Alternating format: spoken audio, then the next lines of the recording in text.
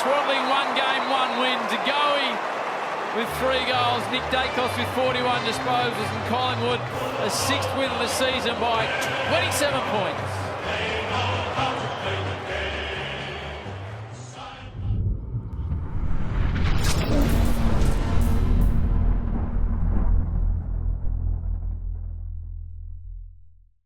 Alrighty, hello and good evening.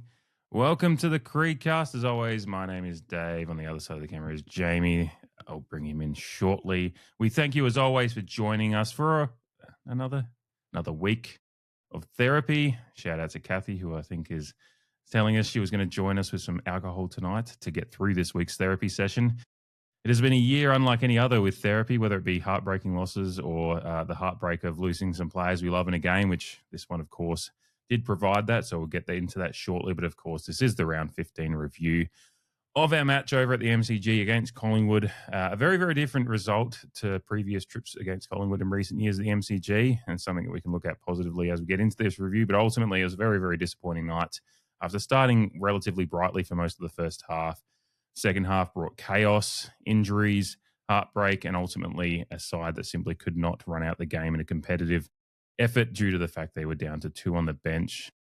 Port Adelaide 6-16-52 to Collingwood's 11-12-78. So a 26-point loss on the scoreboard. One that was, I think, at 27 points at one point until the still side bottom late point. I think even my post-match score post doesn't account for that because I didn't find out about that until I think a day and a half later when I finally caught up on that news. So good evening, Jamie. So I guess it's lucky we weren't closer at that point, depending on what that still side bottom shot was going to do. I think that's fucking ridiculous, but whatever. A few people have made note of the fact that he does alter his trajectory on the mark there, but AFL is going to AFL. Ultimately, it doesn't matter, though. We were losing this one.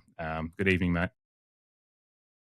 Good evening. Hello, everyone. Welcome back to Monday Therapy with Nurse Corns. No, for those SENSA listeners. Recording on a Tuesday, and you'll listen to this at Wednesday at the earliest. Sorry. Fun times. Here we are again. And as I think you pointed out to me and some other people who you've engaged with, probably one of the more deflating feelings after a game of football, or, amidst a game of football. There was still a bit to play out while we had all the air sucked out of our tires. So, yeah. The challenges roll on. The black cat walking under the ladder, all the bad omens. For those joining us for the preview podcast, my PA flag dropping down mid pod, which we hoped wasn't a bad omen, but I'm sorry. Unfortunately, it was a game, like you said, that had its moments, particularly in the first half, that filled us with a bit of joy.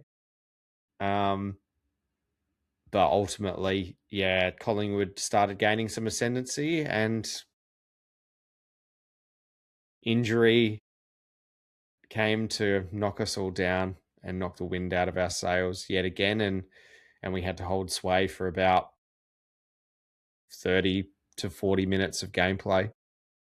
It was an effort, and I think you, having just recently finished watching your rewatch of it, and yes, ladies and gentlemen, and Jamie and I do put ourselves through the rigors of a rewatch. I did admit to Jamie off air that I fell asleep for the last quarter of the rewatch, which I don't think anyone listening will blame me too much, but Jamie got through the last quarter. And look, I think it is still something positive to talk about in the general nature of this game, that the ethos of the team is still to fight it out. There's no easy opportunities against this team. I mean, sometimes, one-on-one looks easy, or there'll be a few things to talk about as we get through to the line-by-line review in a little bit here, but just overall, the ethos, the way we set up, I think we're still the second best team off, second or third without the ball. Without the ball. I was just looking at the Wheeler ratings premiership window recently, earlier today. So there's things to like about how we, but just when you have your kind of essentially have had the hostile ankle action for those of you that have watched Eli Roth's Hostel. I won't go into the graphic details of that too much, but ankle and knife, you can put those things together. It essentially feels like what happened to our side's ability to perform in this game on the night was you were just absolutely cut down by just so much injury chaos. And I mean, of course, the Lukosius injury early in the third quarter, I think, already hurts our ball movement because there was a lot of lauding of what he was doing and a very, very good performance. I guess we'll talk about him a little bit more when we get to the line. Like when we talk about the Lions, we'll actually talk about their performances. But, just him going down was tragic. And the irony of all of this injury chaos is the fact that he's the one that's come out the best of it, and eventually being diagnosed down to a Baker's cyst bursting, which wildly, I actually have experience with a Baker's cyst. I had one when I was in my teens that burst while I was helping work on the farm. And it is a very, very painful, weird thing. I remember going to the doctors to figure out what happened. And they said, oh, you had a Baker's cyst and it burst. I was like, okay. So I can understand why Lukosius went off and was having some chat, looked like some very, some chats with the doctors and kind of like, this is what I'm feeling, and not looking like the usual dejected Lukosius. He almost looked a little bit perplexed by what was going on. So it is nice that he comes out of it with a relatively clean bill of health, because a Baker's cyst is generally a pretty benign thing. It's just something that happens and goes away in time. Is often caused by, I don't know what mine was caused by as a teenager at that point. I didn't have any injuries that I knew of, but Lukosius with some knee injuries stands to reason that a Baker's cyst could have happened in that time.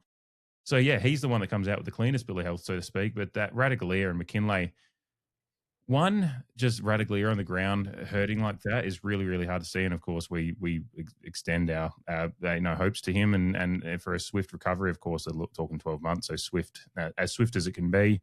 McKinlay as well. The fact that it all happens in the same moment, like the cameras don't know where to go. It's like there's Radaglia, in immense pain on the ground. McKinlay's getting up but unable to put any weight on his foot whatsoever.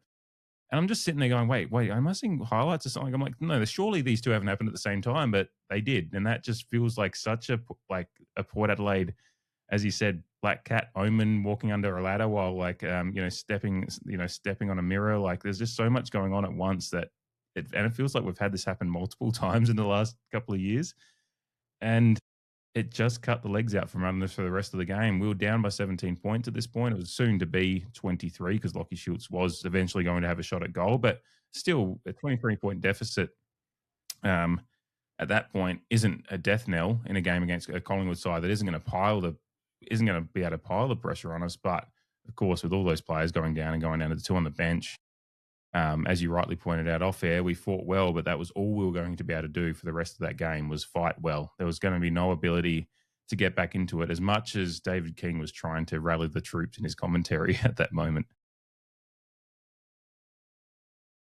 Yeah, it's and I'll point out that the margin was only 10 points when Lukosius went down. Now, there's 5 on the bench, as we all know, and as I think what has been spoken about by some of the professionals is that one injury you can kind of manage, but it doesn't take away the fact that he was one of our more influential players. And then when you package Radaglia, those moments down the track, probably one of, again, our top 5 influential players. When you consider that for the first half, he equaled, was it Tom Stewart's intercept mark record. It puts a huge dent in a team that is already suffering at the hands of injury, or bringing in inexperience and youth. So those senior leaders, and I kind of think that McKinlay was playing a pretty good game himself on a wing up until that point as well. His stats obviously don't bounce off the page or anything like that, but he found himself in some pretty good passages of play and obviously kicked a phenomenal goal. So yeah, it really takes the life out of you, and it reminds me of, and I think I've seen from other people as well, a lot like that Brisbane game last year up at the Gabba. I think the propositions were slightly different. We were sticking it up to a pretty good side that was, had eyes on the premiership. last year, and Collingwood, as we went in, we thought they were pretty gettable. And I think for large parts of that first half, it probably showed that they were. We just needed our best footy for the whole 4 quarters. And unfortunately, yes, Collingwood did swing the momentum in their favour. And they had the ascendancy when these injuries mounted, but which I've seen that from multiple people kind of emphasizing their displeasure with our performance. But you got to be realistic. Like, momentum swings throughout every game of football, and I guess what the injuries did was basically deny us really any chance of mounting a comeback. And they kicked the last goal of the third quarter within the last minute. So swings and roundabouts of a game of football. If we have our best team still out there, are they bridging that gap? Sorry, are they extending their lead, or are we potentially bridging that gap? We'll never know. But again, to be realistic about it, you need a full complement to try anything. As we saw with the Gold Coast game up in Darwin, things can happen. Just because the game is going in one way at one particular time doesn't mean that you can turn your fortunes around. And in the end, we finished with more inside 50s, and even in the last quarter with 3 with lines through them, we still managed to get looks at goal. So again, we have to cop the loss. There were some pretty average aspects of the game, but it's a game that we can't get back, and it's players that we now won't get back until next season at various stages.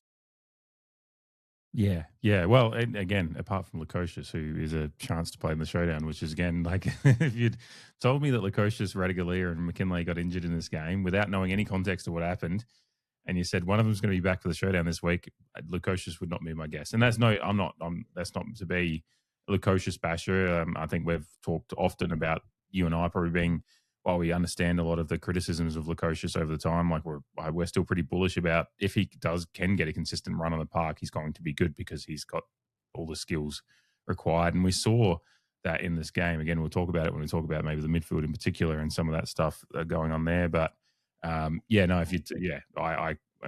astonished that he's the one that is out of that lot, the one that's going to be fit potentially for this week. But again, it's down to it being a somewhat unique issue in the Baker cyst rather than an actual, the Radiclear injury. Just even him talking about it, obviously in a wheelchair getting off the plane today, he got, kind of door stopped by Channel 7, so to speak, and answered very honestly about his experience with that injury and just how much pain he was in. He thought he was in the moment. He's like, I thought I'd broken my leg, but then I was feeling around and was like, I can't find my kneecap. And it's very graphic when you think about it. But it's just like, that's the nature of. It's incredible, isn't it? What these guys put themselves through, and a player. Well, because his kneecap would have pinged around in his leg. It would have felt very weird. With the patella tendon obviously being the one to kind of hold your kneecap in place on one side of it, I suppose. But and as you were just about to say, what these players put themselves through, and him in particular, like, he's had knee injuries, and it's just so gut-wrenching that not only is it another setback due to a knee, it's just the worst possible setback after just putting in career best performances every time he kind of comes back from injury. Yeah.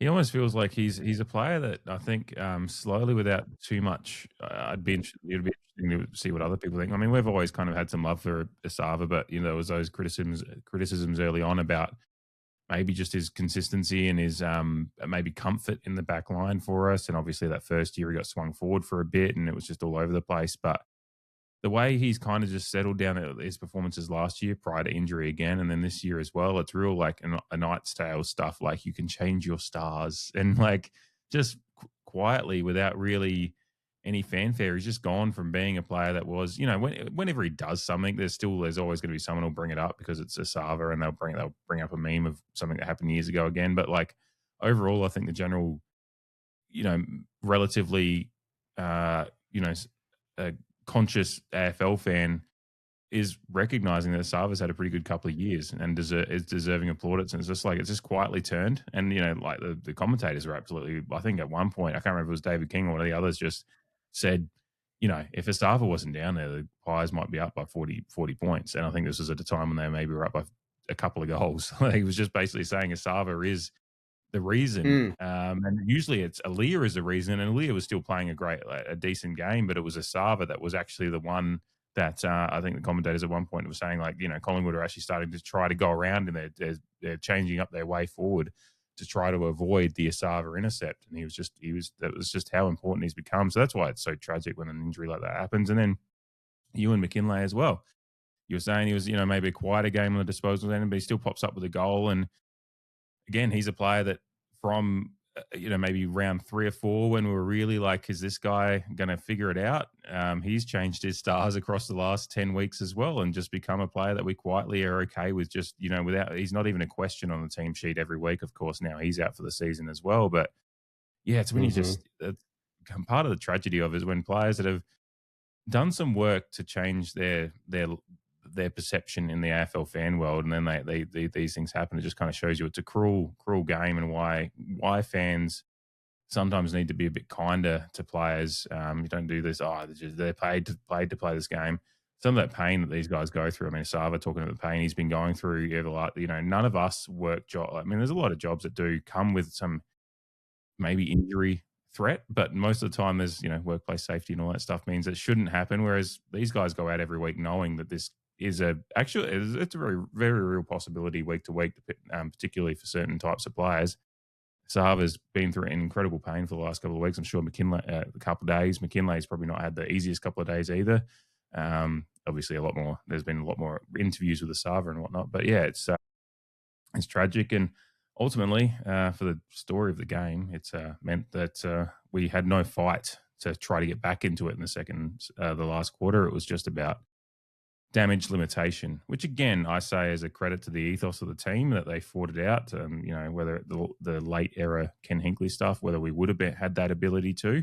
Some of those games last year were very, very white flag stuff. So yeah, again, it maybe the small credit we can give at the moment is it was a credit to the ethos that's being built into this side.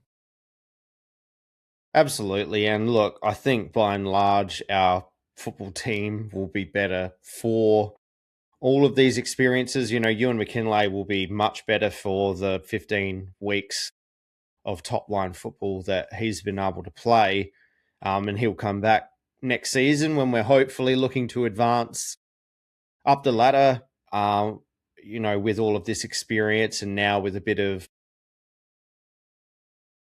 a setback to test his mental fortitude and his resilience. I think, I think everyone feels sorry for Asava because, like you said, it silently turned both in-house and out-of-house commentary, like you said, really acknowledging of the game that he was playing, and obviously being cognizant to the, post-bye or post-injury earlier in the season, the meniscus clear out that he came back from. And this is what we recruited him for, to play that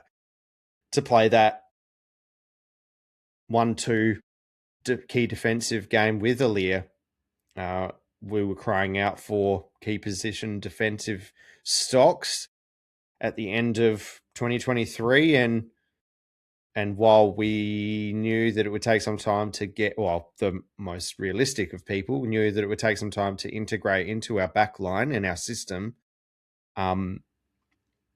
he was who was on the market, and we needed someone. One of the high criticisms of our team at the time were our inability to take on the bigger forwards, and now we have to wait until it's a 12-month injury, like they say with ACLs. So you hope that everything goes well and he's back by the bye next year, so that we he has a good second half of the year, but nothing's guaranteed. People have setbacks, and the fact that he has done several knees, or his hamstring last year, which is obviously connected to the knee. So,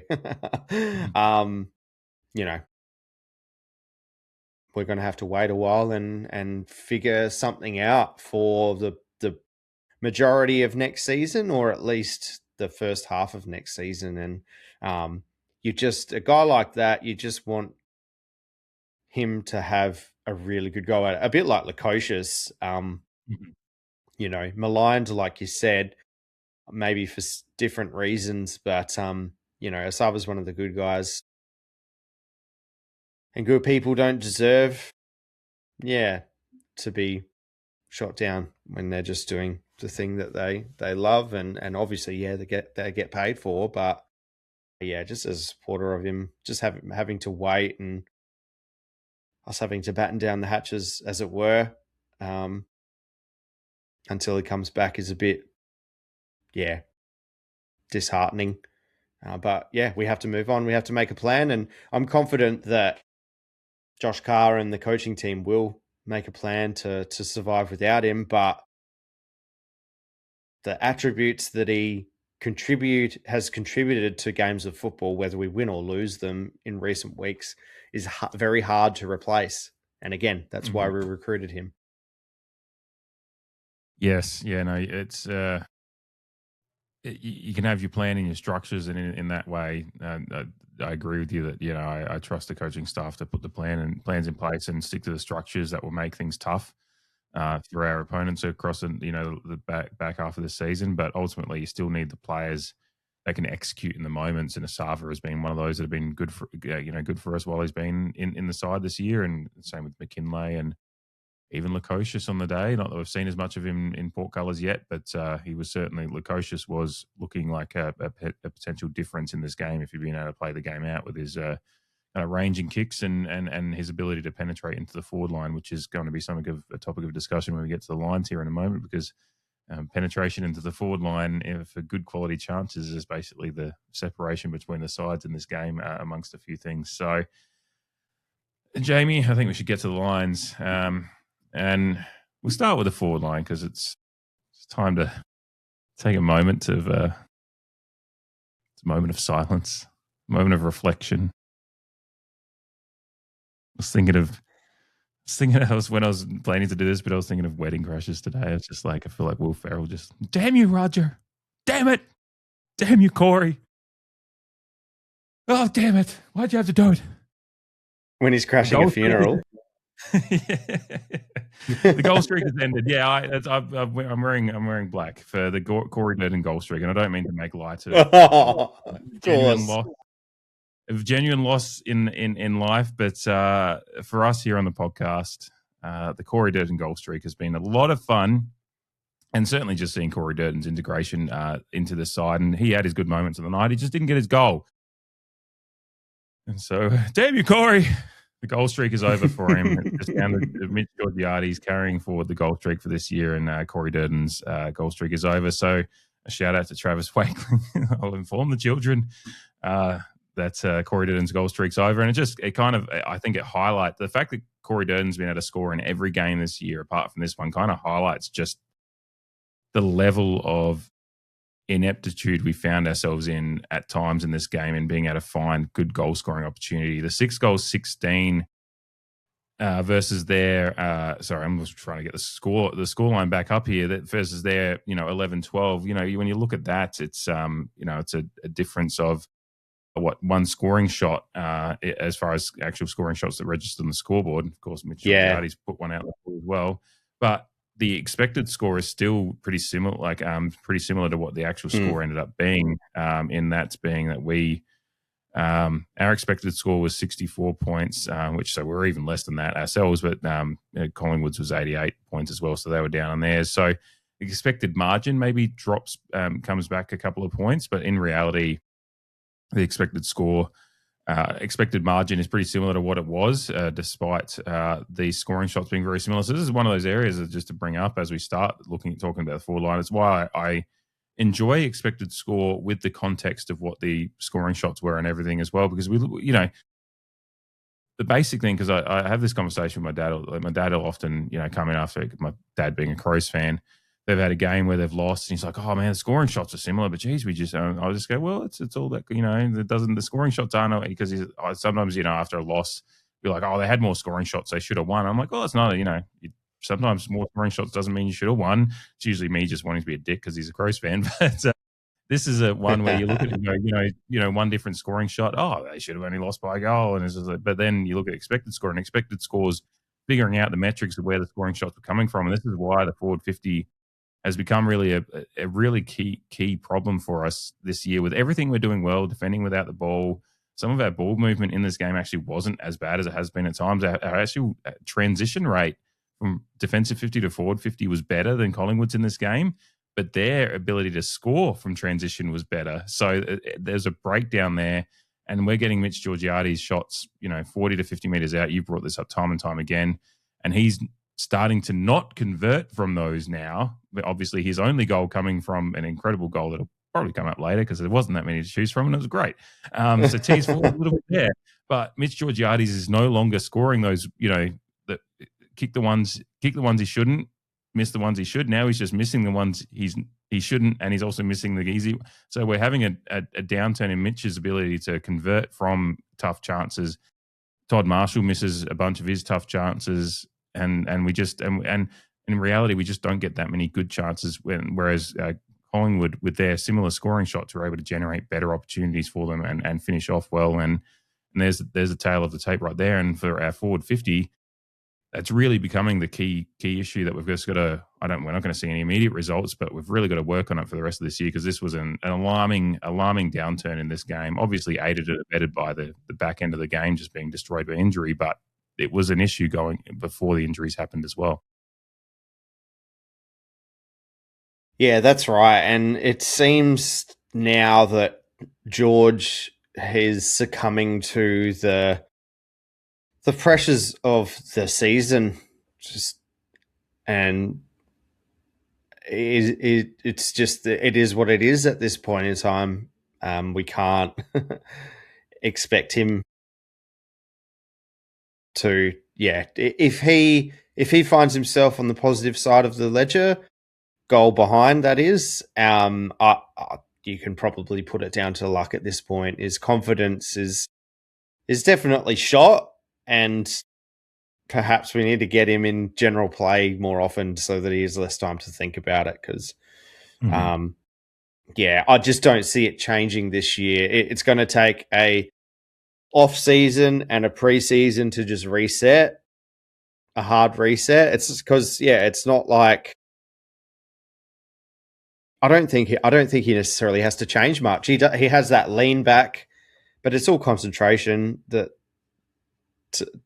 in regards to some of these things, and he's clearly in his own head about it. He's shown in the last couple of years that his conversion can be exemplary. So it's not like he has to find something new. It's just like you need to turn Mitch Georgiades off and then back on again, and that is your proverbial off season. And to come into a new season with every team on 0 points, and the hope of a fresh year.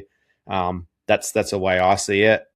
I still expect him to present. I still expect him to work hard, because those are obviously non-negotiables, but also just things that Mitch has in his DNA. But in terms of conversion, I don't think any of us are really holding out any hope, or we're holding out hope, but I don't think any of us are expecting him to kick some of the ones that he should be. Because, the weight of the year, the weight of our side, and the situation that it finds itself in is just clearly built to a point where, it's not really going to turn around now. If it was going to, it would have already, I think. And we just hope for the best for the rest of the year. Like you said about conversion inside 50, I'm just trying. Goals per inside 50. So at half time, it was 23% Collingwood's way and 21% our way. And then just goes to show that how bad the second half was in either the way. We were moving the football forward, kicking, entering inside 50 and where the shots were, etc., etc. But Collingwood maintained their 23% goals per inside 50, but ours dropped by 10% to finish the game on 11%. Because like I said, we finished the game with 54 inside 50s to their 47 after being fairly even 26 and 28 at half time. But we go goalless in the second half, if you can believe that. And I still kind of sit here and think like we still played better than, like you mentioned, like a late stage Ken Hinkley side in 2025. And we kept Collingwood goalless too. So there's that. But yeah, it's pretty dire. Obviously, it all doesn't rest with Mitch. And like you said, Todd had his chances, but none of them were straightforward. I mean, he missed the distance from one that historically you'd expect him to, but maybe his legs. I mean, Todd's had to go through a lot in his life and recent years, as we all know, and he had those hip troubles recently, which concerns me because that basically signed the end of John Butcher's career. And I think it was in the fourth quarter, or was it the end of the third quarter, Todd had a shot on goal from the pocket, and he kind of had to move some photography gear. But yeah, didn't make the distance. So just wild. But there's a lot of pressure on him, clearly, and there's a lot of feedback in all sorts of different, coming in all sorts of different ways. A lot of criticism, and I guess the output warrants critiquing. Again, if you're a supporter of a football club, I have my opinions on how you should support its players and people within it. But obviously, that's just a personal opinion, and anyone is entitled to do whatever the fuck they like at the end of the day, whether I agree with it or not. But the fact of the matter is that even the most constructive of fans can still see that there's just nothing going on, or it's just not working out for him. There's contests that he would certainly like back again, and then there's the contests that some people thought he was the one that shattered Asava's kneecap, when that wasn't exactly the truth. And I heard Chad Corns say on radio today that if he doesn't go back into that contest, then people are criticizing him then.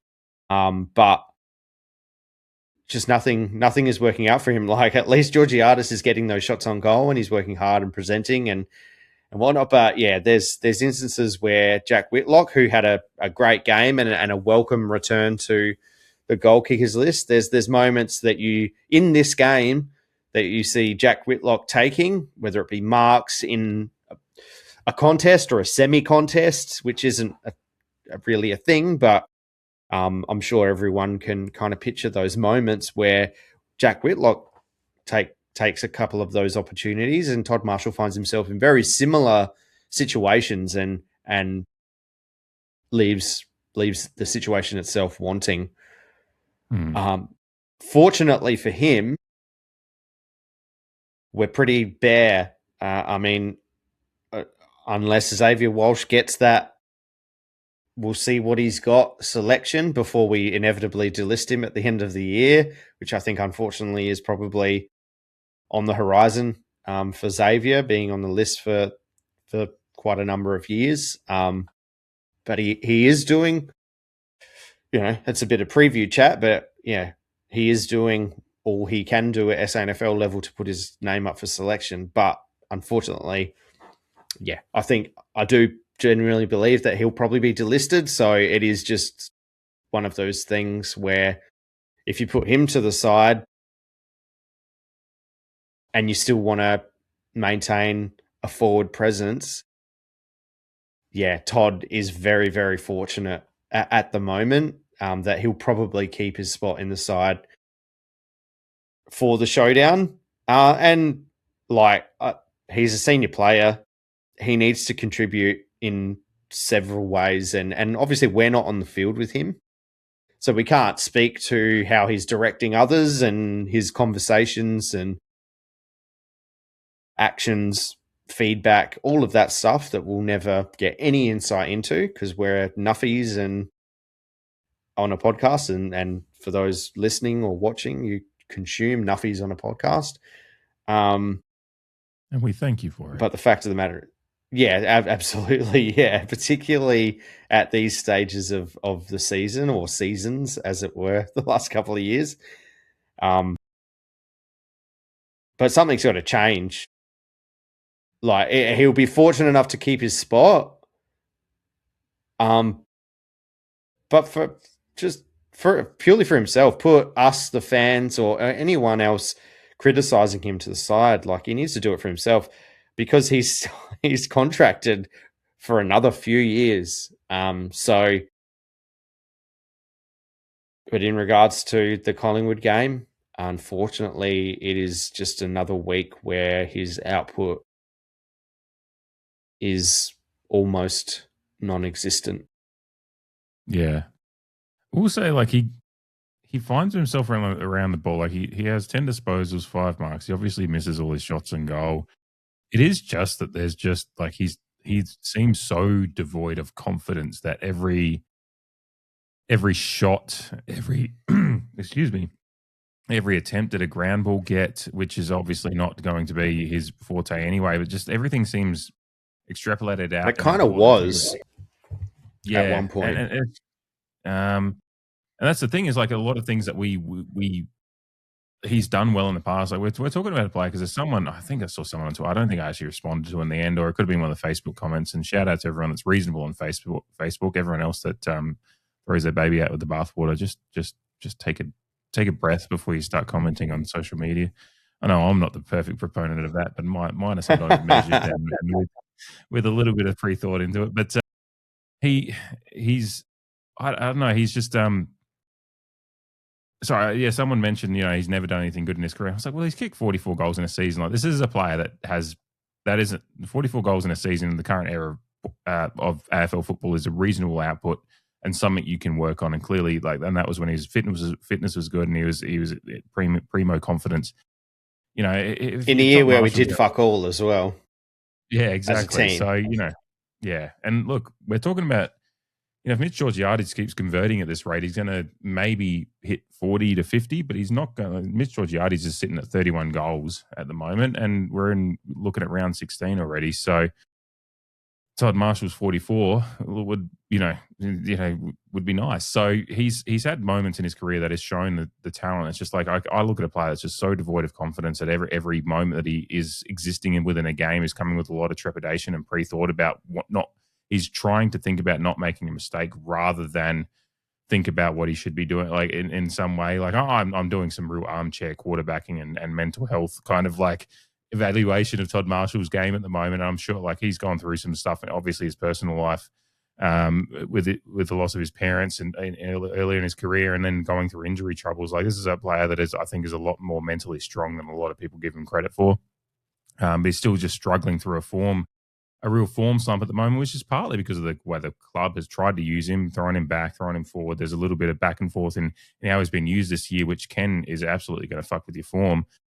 So, but I do agree with your point that he's lucky that the injury troubles and the available, available horses in the stable aren't great at the moment for his particular, the thing that he can do for our club. And at the moment, with senior leaders going down like flies, it's like, yeah, we do need him out there, and he should probably hold his position. If we'd gone and if we hadn't had the injury troubles and we're getting more players coming back than losing, then maybe you start having that discussion. And the Xavier Walsh one's an interesting one as well. But I think ultimately we talk a lot about team balance as far as not just in skill sets and positional needs, but sometimes just simple age and experience as well as team is a very, very important part of team balance. And Todd Marshall versus Xavier Walsh. Todd Marshall's obviously got the agent experience out the wazoo as far as that goes. So, yeah, he probably holds his position. But, yeah, he's lucky. I think last week the discussion out of the forward line was Todd Marshall and Jack Whitlock.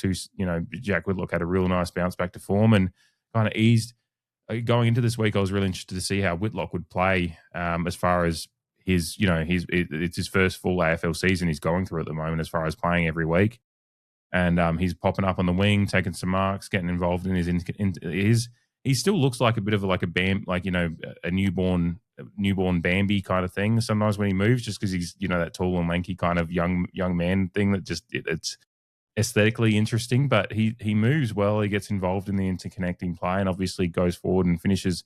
I mean, when you look at his set, particularly his first goal, his set shot, not the easiest of set shots, and one that both Todd Marshall and Mitchell Giardi's couldn't convert on the day, but you've got, 20-year-old or 19-year-old Whitlock, whatever he is, coming in and popping it through just perfectly, like really good form. Didn't even look like missing. That's one of the small highlights out of the day, is that Whitlock has 2 goals in a game that was very, very hard for us to find decent scoring opportunities. Yeah, and credit to him for just plugging away, obviously behind the scenes, but, on game day, obviously drew some plaudits from the commentary team in regards to the way that he was seeing the play ahead of him and positioning himself accordingly, reading the play, I should say. And you mentioned something there about the balance of the team and age, and Jack Whitlock is, obviously one of 7 players on the night who were under or 20 years old or under, which is worth noting. It was somewhat of a topic in our preview. Collingwood's average age was over 3 years older than our average age, and their average experience was nearly 60 games more. So, should Collingwood have won by more in the end?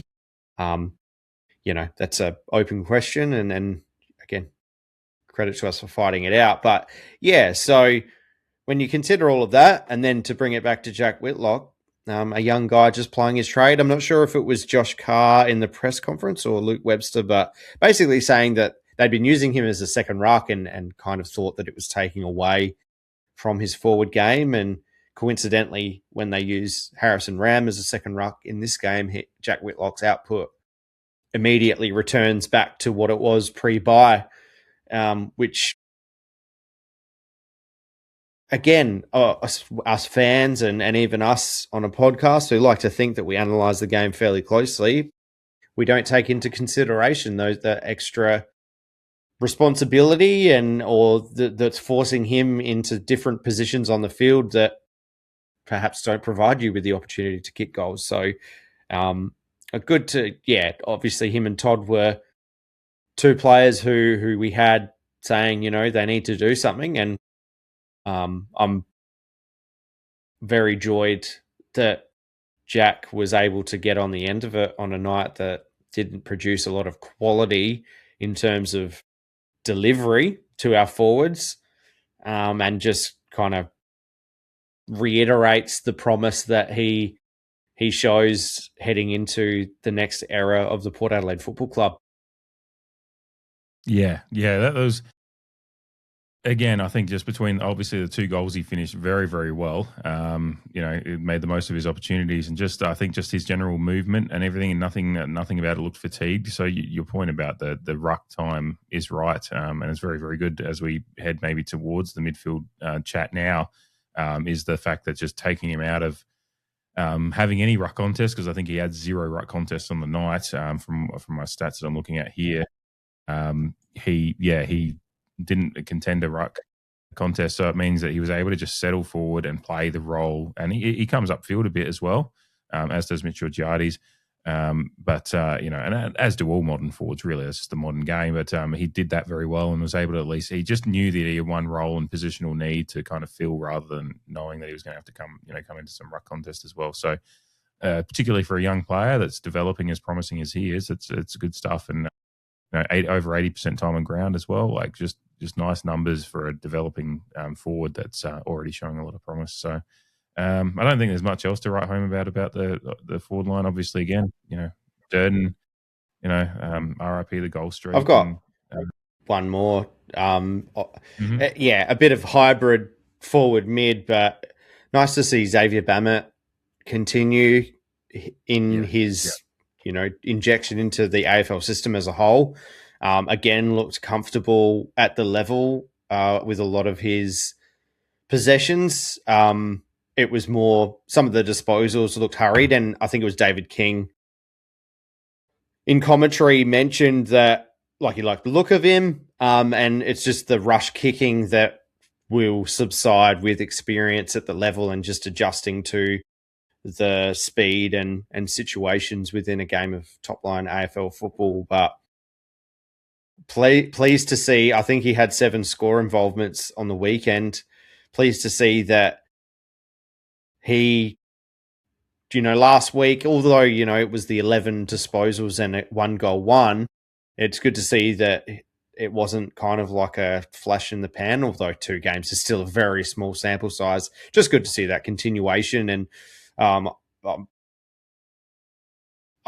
look forward to the day that him and Sam Powell-Pepper can perform in the same forward line and offer that bit of grunt, which I think we can all see he's kind of got. He's not too perturbed by the contest and seems to be in some good places on the field at good stages, and that experience will hold him in good stead. And the showdown, I have no reason to believe that he'll be omitted for it, and I'm looking forward to seeing how he performs in that kind of pressure cooker environment. But yeah, just another small highlight on an otherwise dreary evening of football for a young guy to continue from his debut, and now on a streak of his own. I did note that on Twitter. I thought some people will find that interesting or funny.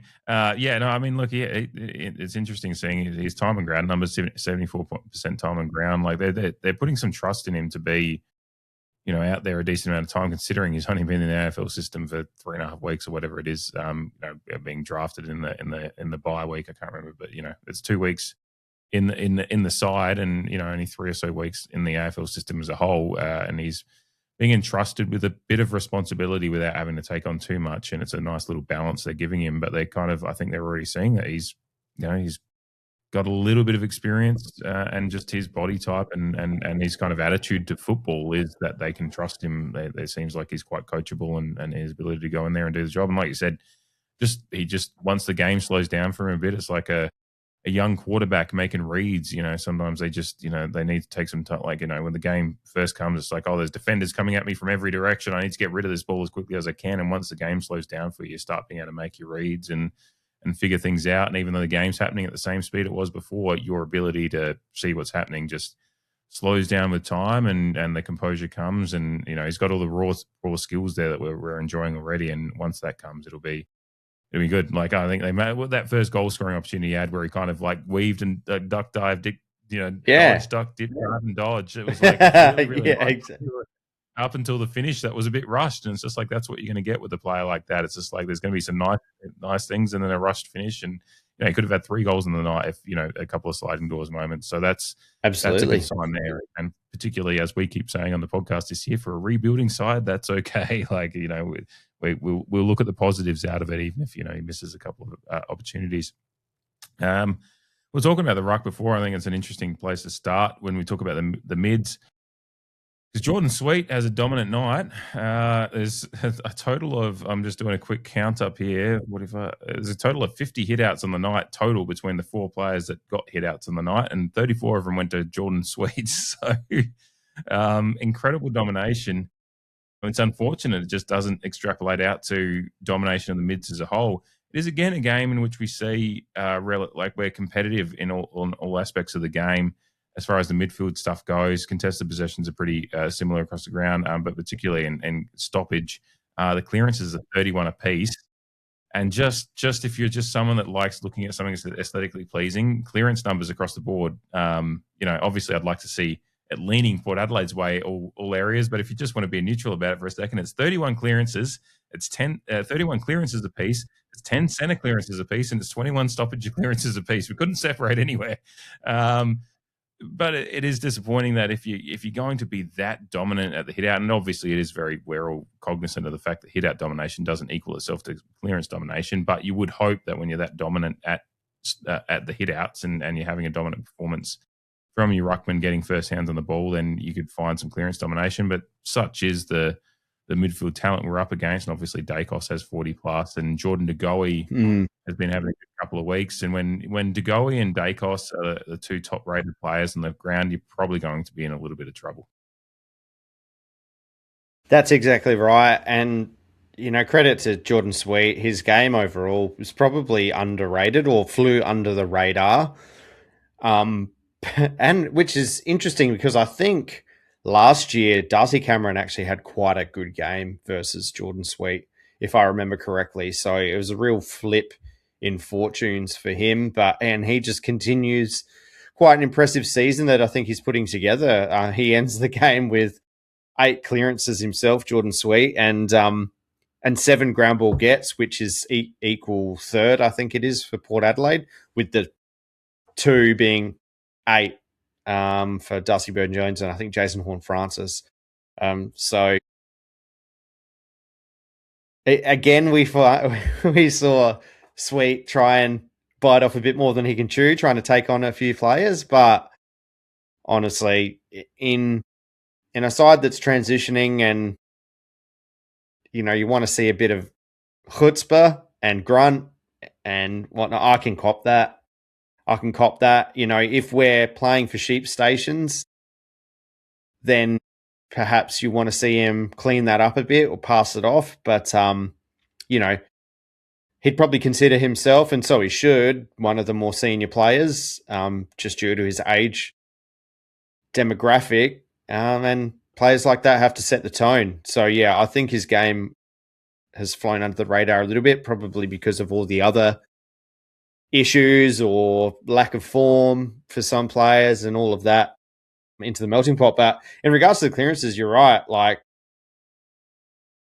he had 12 hit outs to advantage, and yet, we can't gain the ascendancy in clearance at all. Like you said, it was even across the board. And yeah, there's the usual notion of tagging Nick Dacos, or why didn't you tag Nick Dacos? And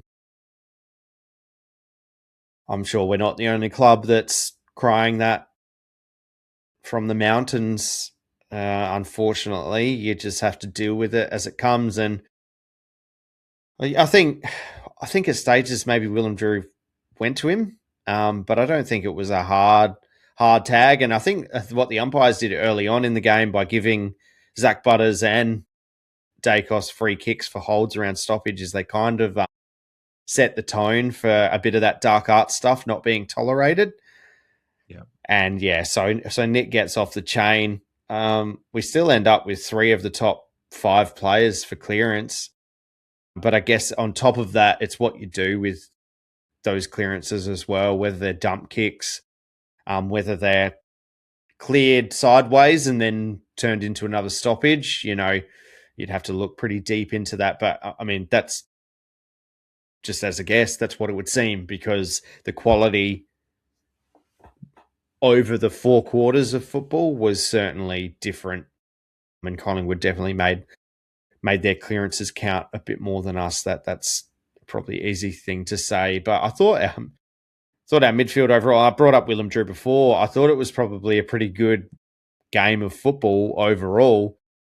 And this is where he was allowed to kind of spread his wings a little bit, Willem Drew. Like, he was covering the ground fairly well, and he wasn't preoccupied with just being a tackler or an extractor.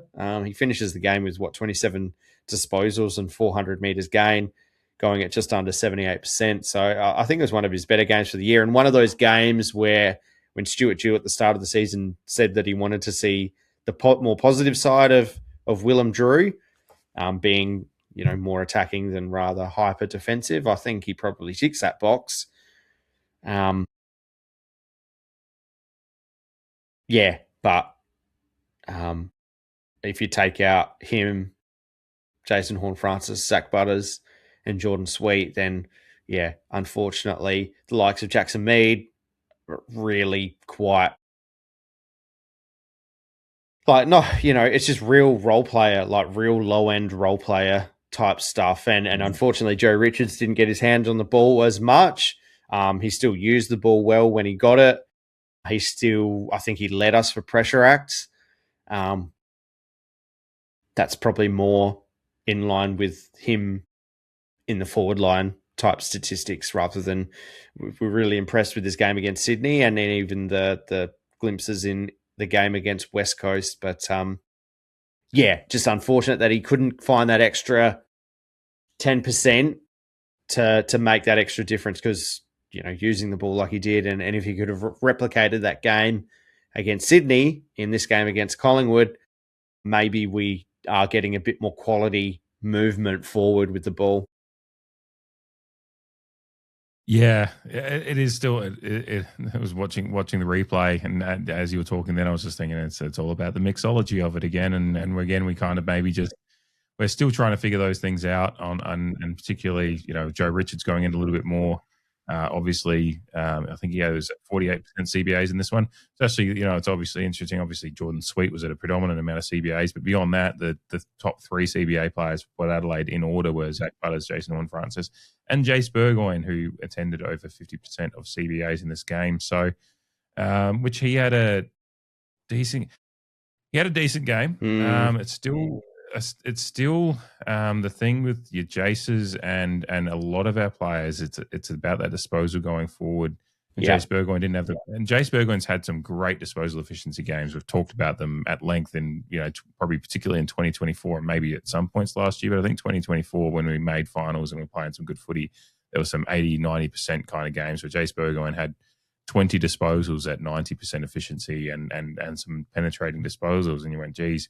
But he's just it's just that backed off a little bit, and some of the kicks are floaters. And again, this is when to bring up Jack Lukosius again. They were talking about the penetration, and in particular, there's one moment where I think for Whitlock's first goal, where Whitlock's kind of comes across from the other side of the forward 50 as the possession of the ball is developing in front.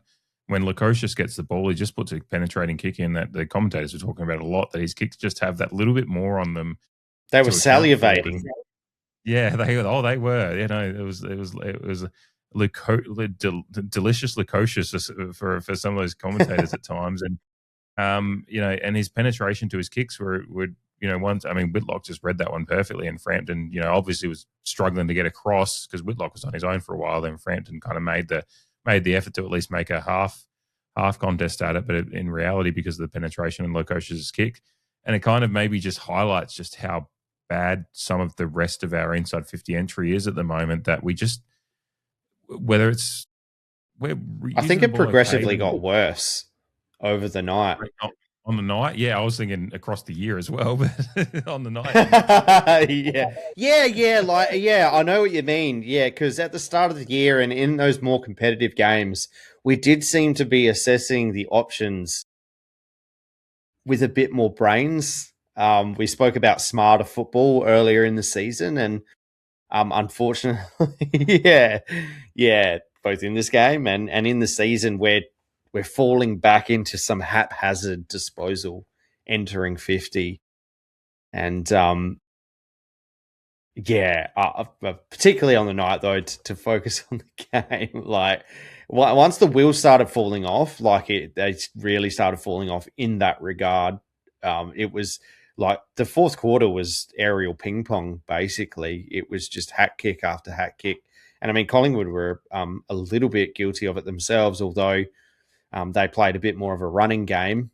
But yeah, we started off quite well, and a lot of that was due to Jack Lukosius, his disposal.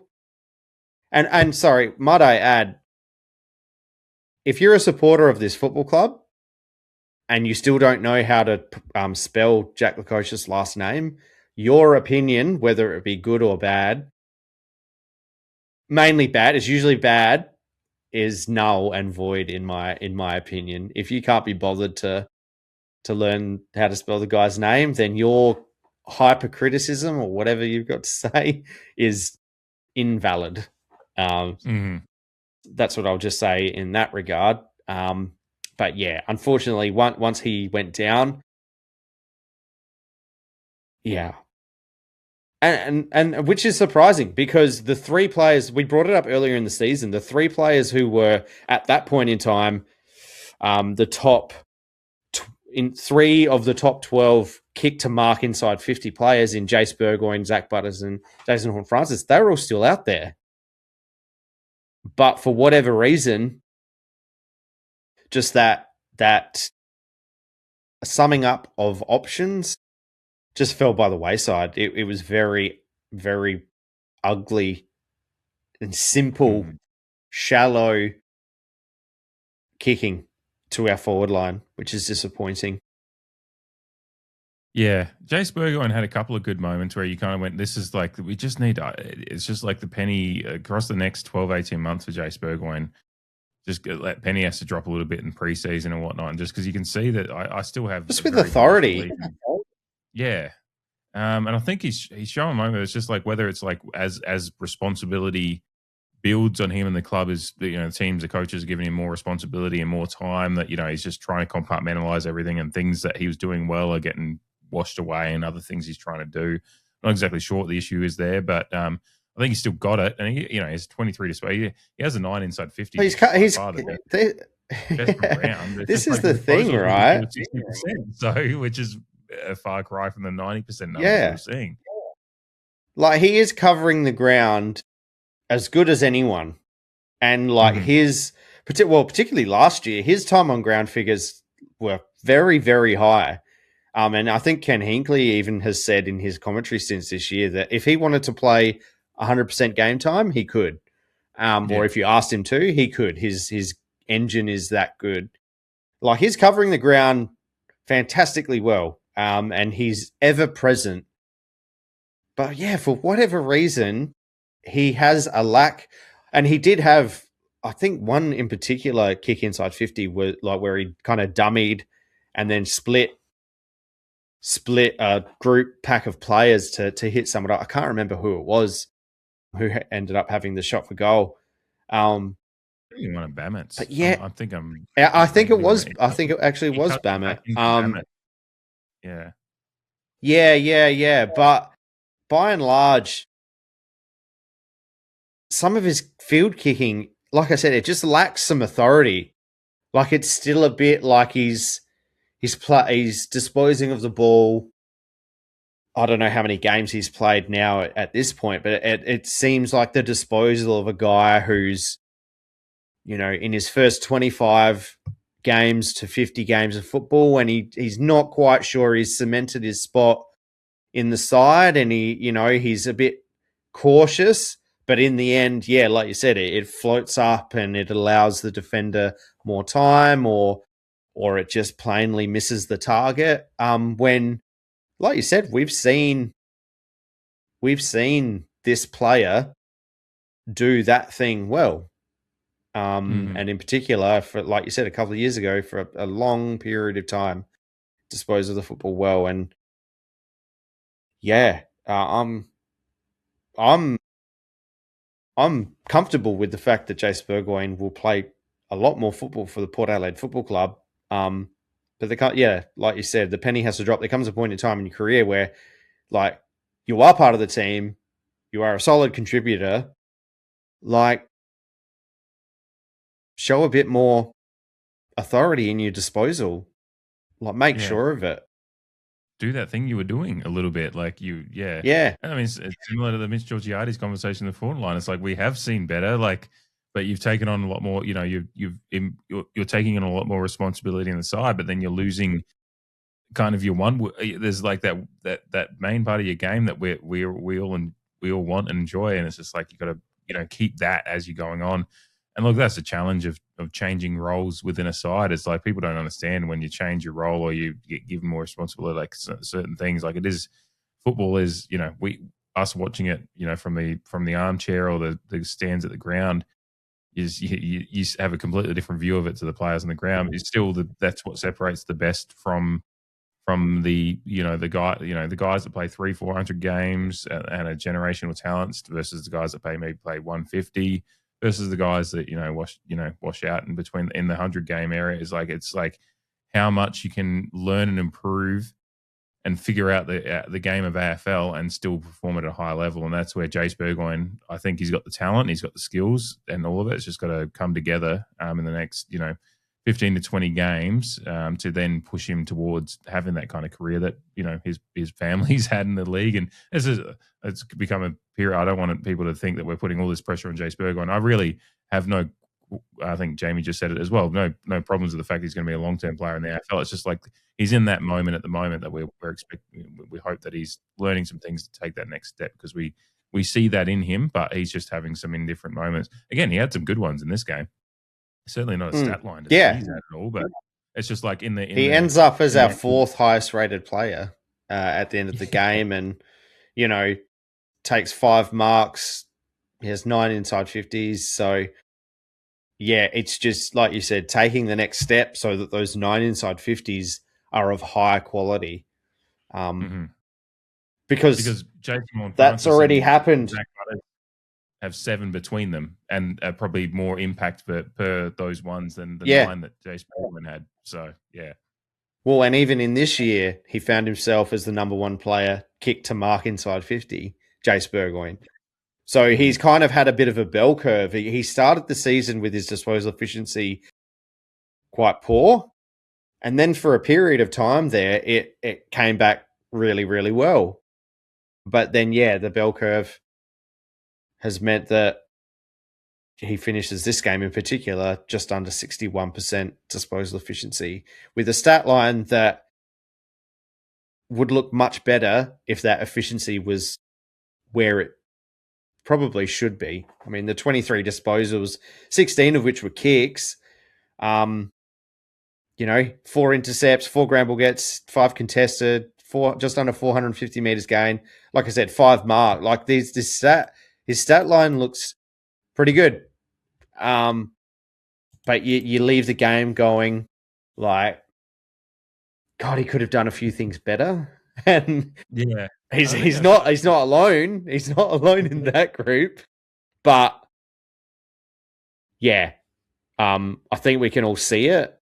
We just want him to take the next step and just be consistent, because he's clearly getting himself into positions where he has the ability to impact a game. And I'm not sure if he quite realizes that yet.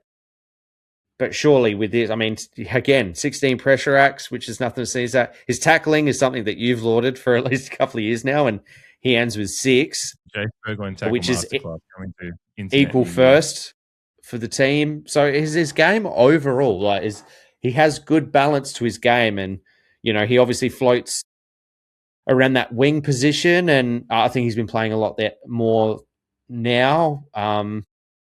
With Jacob Ware going out, but obviously we integrated Jack Lukosius into the wing, and McKinlay, obviously. But it's just like he's attaining all of these statistics, and it just seems that he doesn't quite realize the impact that he can actually have on the game, and his disposal is suffering as a result of it, maybe because his head's spinning. Maybe he's just trying to be too careful, whereas it's just like, trust your instincts a bit more, maybe. I'm not 100% sure. All I do know is that from now on, we obviously want to see those next steps.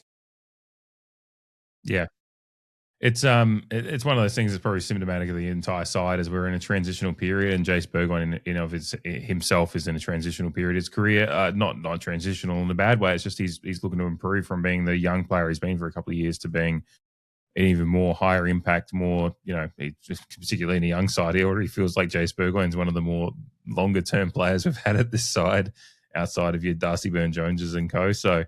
It's just a transition period for his career, as far as hoping to transition to an even more higher impact player and a real stalwart in this side. So, Some good things coming. And again, as you highlighted, a pretty good stat line. It's just like we know the things that he can do, and it's just like you look at a few of those moments ago, he'd like to have them back. And it is highlighted by the fact, again, if you have any more points to bring up, feel free to on the midfield. But I think it's highlighted again by the fact that Jack Lukosius comes in and feels like such a breath of fresh air playing on the wing, and it's just like with his and then it was just ripped away. Like, isn't that Port Adelaide in the last 18 months? It's just like, oh, what's this? Some hope? Nope. Yeah. Think again. It's exactly right. It's oh god, man. People wonder why I'm such. You a can cynic. see the moment that his heart breaks. Or his cyst bursts, as it were. Yeah. Look, Lisa. Yeah. Anything else on the midfield? We can move to the defense for a brief period before we get to the segments. Alrighty then. The defensive line. Look, you got to be proud of them. We'll start with because I've got some criticisms as well, but obviously.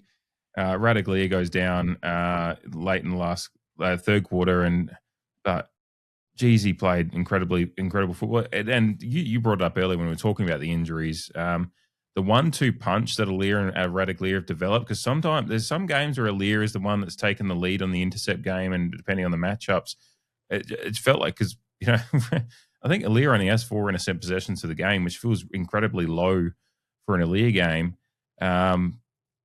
Whereas Sava has 10, I think even Lockie Jones has 8.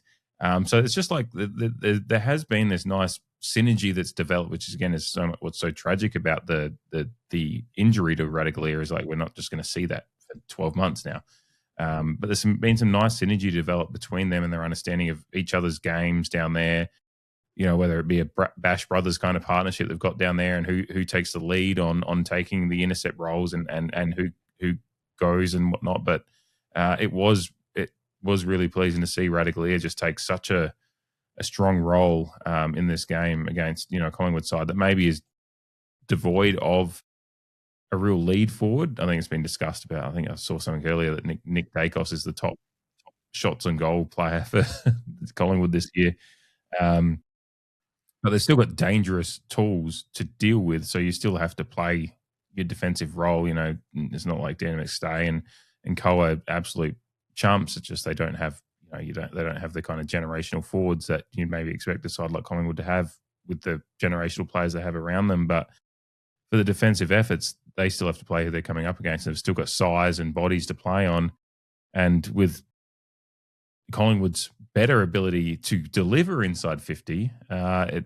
required a performance, and for a while there we were getting the performance from the defense to keep us in the game up until obviously the injuries really started to bite.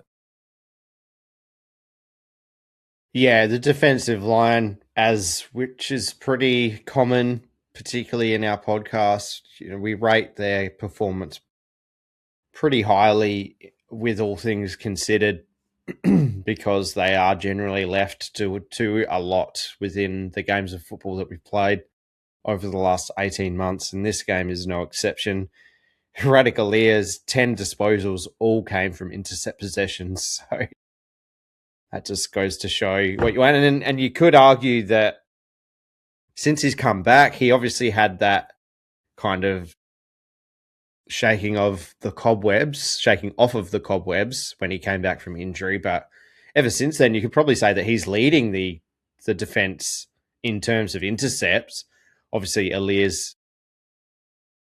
no slouch in the situation and would be leading the back line along with Darcy Burton-Jones, who we'll get to in a sec. Their senior leadership and their communication would probably be leading the charge. But in terms of output and that real intercept presence, you could argue that Asava's probably been leading that charge for the last month of games. So again, further disappointing. And, Alir now comes back into an area where he has to put on his big boy pants. Not that he necessarily took them off, but he has to lead the charge with a young Harrison Ram and then a Brandon Zerk-Thatcher likely to come back in, who hasn't seen football at all this year at the top level. Aaliyah nearly winning the showdown medal, I guess you could say, last time around. So that'll be interesting going forward. That's obviously preview chat. But in terms of this game, yeah, really impressive with what they were getting. I will note that I think that Tim Membry at the start of the third quarter was very fortunate. I can't believe that Dan McStay wasn't paid for a block. It seemed quite egregious to me. And the commentary team even found themselves applauding Dan McStay's work on Asava Radicalizia. He was pretty pissed off. And from the way that I saw it, it looked like Dan McStay took his eyes off the ball and had arms around Asava. And as far as I'm aware, that's not only a block, but a holding of the man. And Membry gets a shot straight in front of goal. And then at the end of the quarter, Lachie Schultz dives on a ball and takes Harrison Ram's legs out from under him and gets a high free kick, where we saw Joe Berry get pinged for that exact situation, and it went the other way. I can't remember if that was last week's game or the West Coast game, but I think it was last week's game, because it was very fresh. It was very fresh in my mind, particularly the taking of the legs one. I thought about that immediately when that happened, and so throw back to you. But the Dan McStay one as well was, I thought, egregious. Somewhat egregious in the play of it, but then even more egregious that the commentators just absolutely just whitewashed it, so to speak, in just positive. It's what annoys me about commentary at the moment. A lot of these commentators on the night I enjoy at times, but there's a real, depending on what they want to commentate on, like if they want to be positive about a player, they'll just change their views on how a thing is called based on the fact they just want to give Dan McStay on a whim. Credit. And it's just like, no, just fucking cool. Whereas then you've got Jared Healy a few weeks ago. Every time Aaliyah goes near the ball, he's just like, he's a serial pusher. And it's pusher, fuck off. Yeah. Well, and who are the darling defenders of the competition at the moment?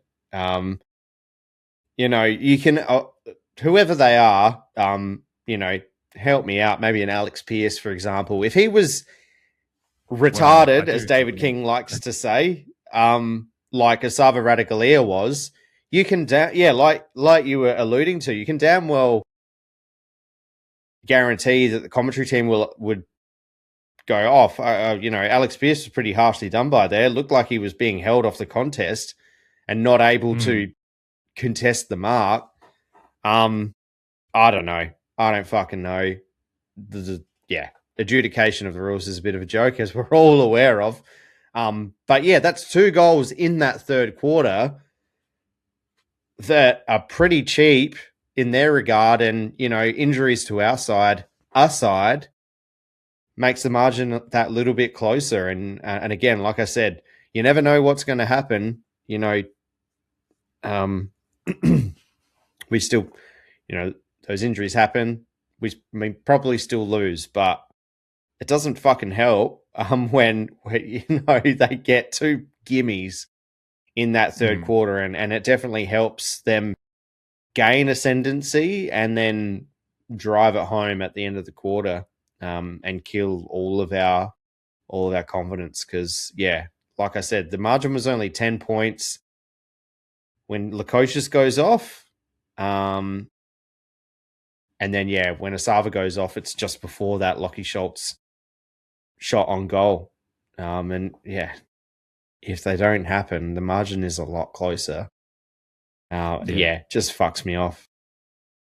Yeah. And beyond that, it was just a game. And to talk about, we're talking about some positive defensive things, but there was a few moments where it's just like, moments. The opening goal of the game to Tim Membry just comes from, I think Lachie Jones kind of comes in a bit late on the contest and just kind of gives him a bit of there was a bit of a half-hearted effort to it from Lachie Jones on that one, where he just kind of tried to body up on him, but Tim Membry with his experience already had front position. And it's just like, I feel like Lachie, you've got to maybe try for the spoil. Like if you take the arm, you take the arm and you give away. But if you're just going to kind of just come in and give him a push in the side and essentially just push him into the path of the ball, like it's a bit of a half-hearted effort. And it's not like I'm ever questioning Lachie Jones's efforts, because he throws. It looked like he underestimated Membry's strength.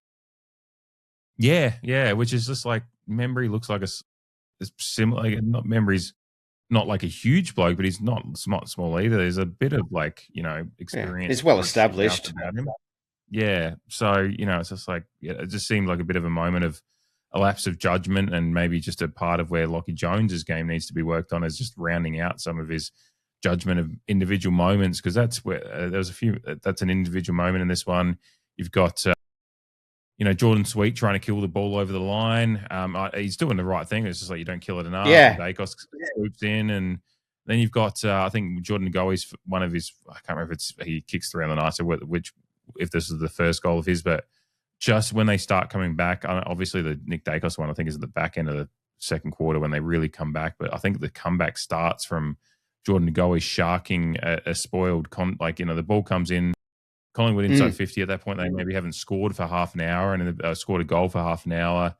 Ball comes in. Aaliyah punches it, spoils forward, which is what he's going to try to do. You don't want to let it get out the back, which is something we lament a lot when we're playing really badly. So done the first thing right, but then on replay, Jordan Go is sharking it. Just clearly just is ready for the drop of the ball, and no one's going with him, and he just gets a clear run around. And so it's a game of moments in the defensive, some of those defensive moments where where it be Lockie Jones just misjudging on one-on-one to Tim Embry. It's the first goal of the game, but again, in a game that's actually was pretty tight for goal scoring at times. It's like these, an AFL game is all about winning the moments, and they just won a few more of those ones in good goal scoring opportunity. Whereas again, it comes down to the fact that we couldn't generate enough opportunity around near to goal or anything like that to be able to do what Collingwood did. So, similar inside 50 numbers.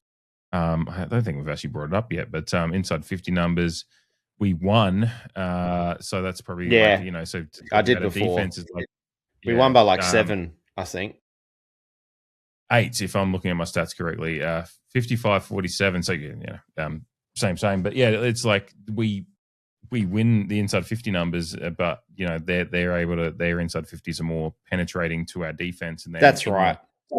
Yeah. So when you're defending in what is a tight game for a large part of it, it's all about winning the individual moments. And we did win a lot of individual moments, Sava Radaglia in particular. But then when, Jordan Sweet does what he's what he's going to be trained to do and try to kill a ball over the line, it doesn't quite execute it right. And a player as generational as Nick Dacos is the one that's ready for the drop of it. Like that's the thing about these games and experience and players they have. Is like that's why the games played number you mentioned matters. Age and experience matters. It's like players that can execute in those moments. And Nick Dacos is a younger one, obviously, but Jordan Goey is a very, very experienced head that's come back into form he's had an indifferent career. Obviously, had a very good career, but indifferent at times, both off field and on field.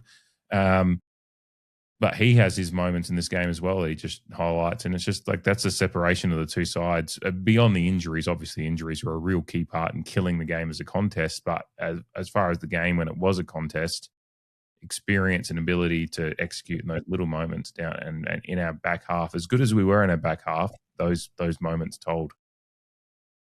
That's exactly right. And it is the difference between the two sides on the night. It's Collingwood got looks from much more damaging and higher percentage places within their inside 50, and we didn't. And apparently that was a pretty heavy focus in our review, according to Luke Webster, who is our defensive line coach.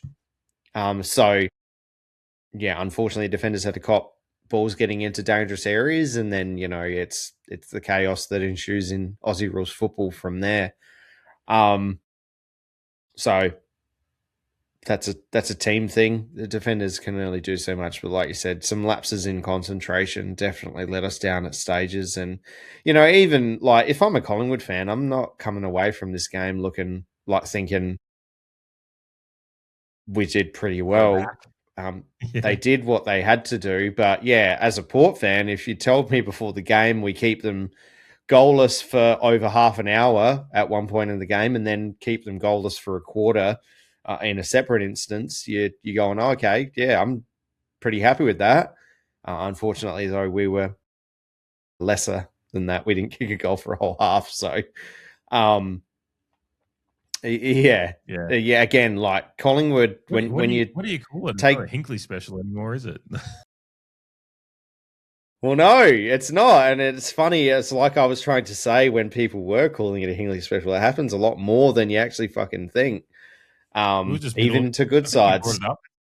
You brought it up at some point last year, I think, possibly in the depths of some Hinkley specials, but we were actually just league average for goalless quarters. Like it just happens. That's right. Yes, because Swamp Thing. Someone asked Swamp Thing. It was a Port fan who asked Sir Swamp Thing on Twitter, and then he put it up, and it was kind of like, well, oh, okay, yeah, didn't realize. The Brooklyn Nine-Nine, like, oh, Silk Burn, those are rare. yeah, exactly. Whoops. Yeah. And equally, Brooklyn Nine-Nine, Captain Holt for me, just vindication. Sweet vindication. But yeah, like, again, Collingwood fans, take a breath of fresh air and appreciate that you get the 4 points, but nothing to write home about, I don't think. Yeah, those must be yeah. But a couple of players to highlight again, and talking about youth, I thought the games from Josh Lai and Logan Evans as well were quite noteworthy. I mean, Josh Lai, they both, talking about courage, they both exhibit those qualities with aplomb. You never really question their gumption, They always throwing themselves into contests, and Josh Lai's ability to go back and take a mark or even take a contested mark, like we saw in that Carlton game before the bye, was a really good example of that.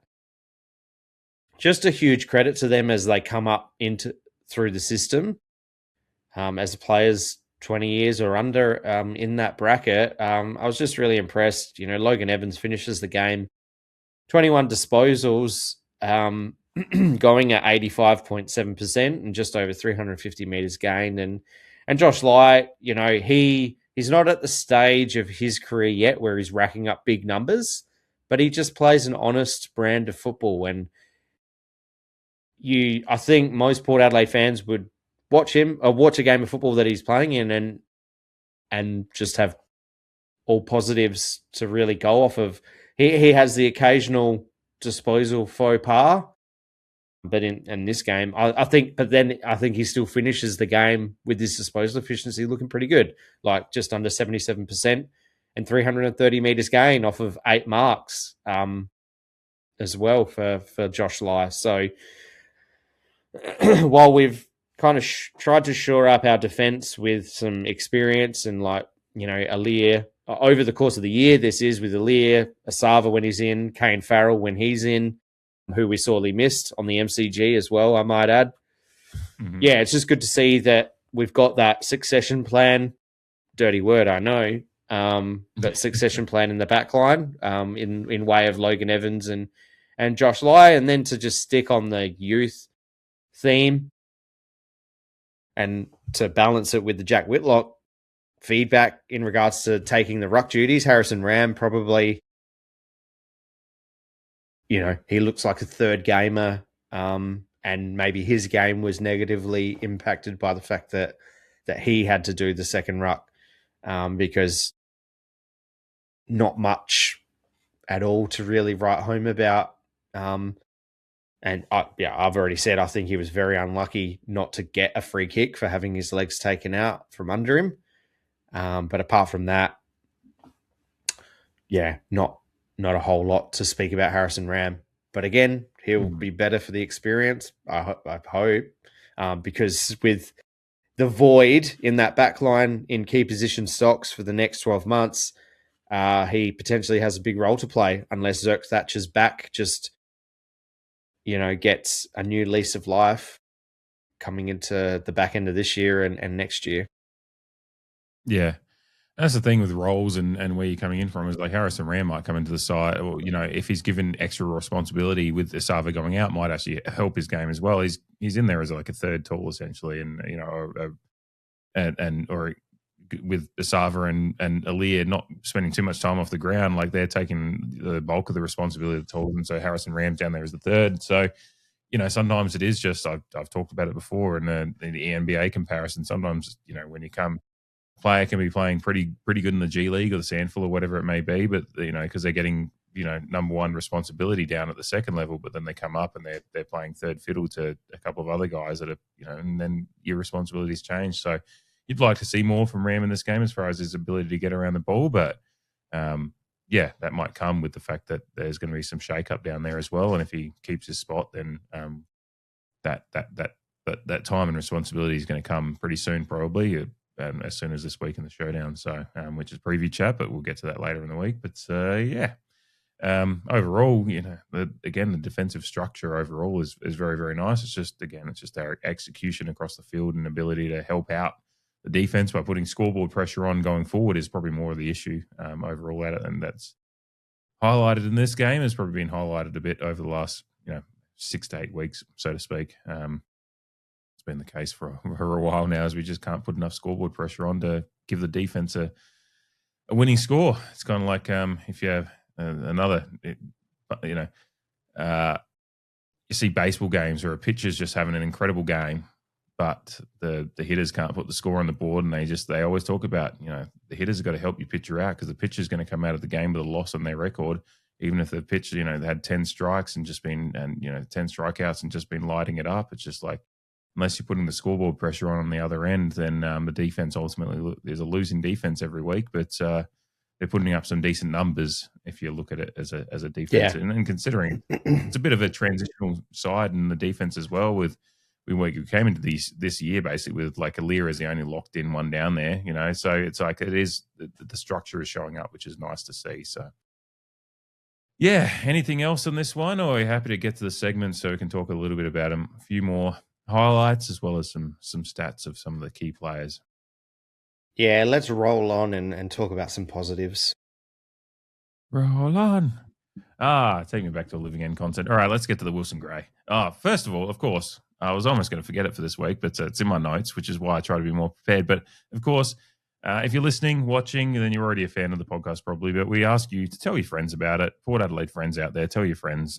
We want more and more people listening to the show and interacting. We do enjoy the increased amount of people that are getting in touch with us and messaging every week. We really, really enjoy the interactions, but make sure you're following on the socials or the Instagram, Facebook, Twitter. If you've discovered the podcast through your algorithms on YouTube or Spotify, get around the socials, and it helps it get the interactions going even more. And like I said, tell your friends. That is the ultimate way for a little podcast about a niche team, a niche sport, and a niche team in a niche sport. Gets the word of mouth really, really helps, and we do love hearing that new people have discovered it. We get new people on board every year, and it's really, really wonderful. So whether you be new to the podcast or one of the OGs from the early days, we really, really appreciate your support, and thank you for it as always, particularly when we get into the dog days of winter, when the mornings are getting really, really cold. And a few people drop off as the performances drop off. We appreciate the ones that stick around every week. So thank you for you guys out there that are listening. Alrighty, let's get to the Wilson Gray. Down, Gray doing brilliantly, getting through to Monfries. That's Gray at his best. Wilson kicks hard and kicks truly.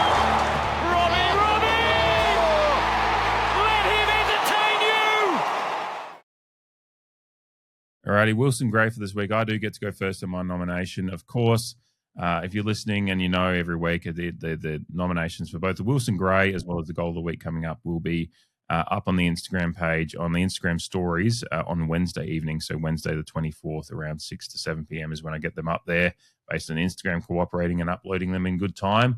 And then they're available there for 24 hours for you to vote on your favourite Wilson Gray, of course, which is a moment in the footy that gives us the nice tingles outside of course, a direct goal scoring opportunity, as well as a Goal of the Week vote. So they'll be up there on Wednesday evening, the 24th, for you to vote on for the next 24 hours, the little video package, and of course the poll for you to vote.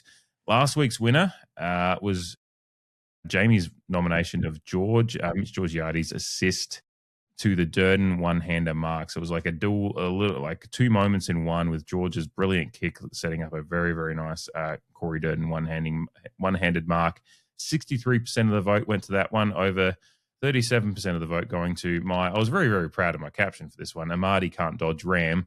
But ultimately, George's sister, Durdin, one-hander, won the votes on that one.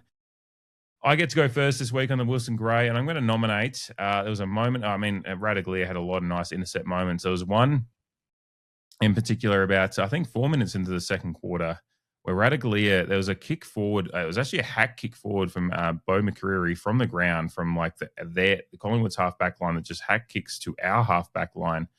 Takes a one hop and Radaglia just intercepts the possession off the one hop off the bounce, and he's under some pressure, shakes a tackle, is able to wheel out and get a kick to the wing to, I believe, Xavier Bammett.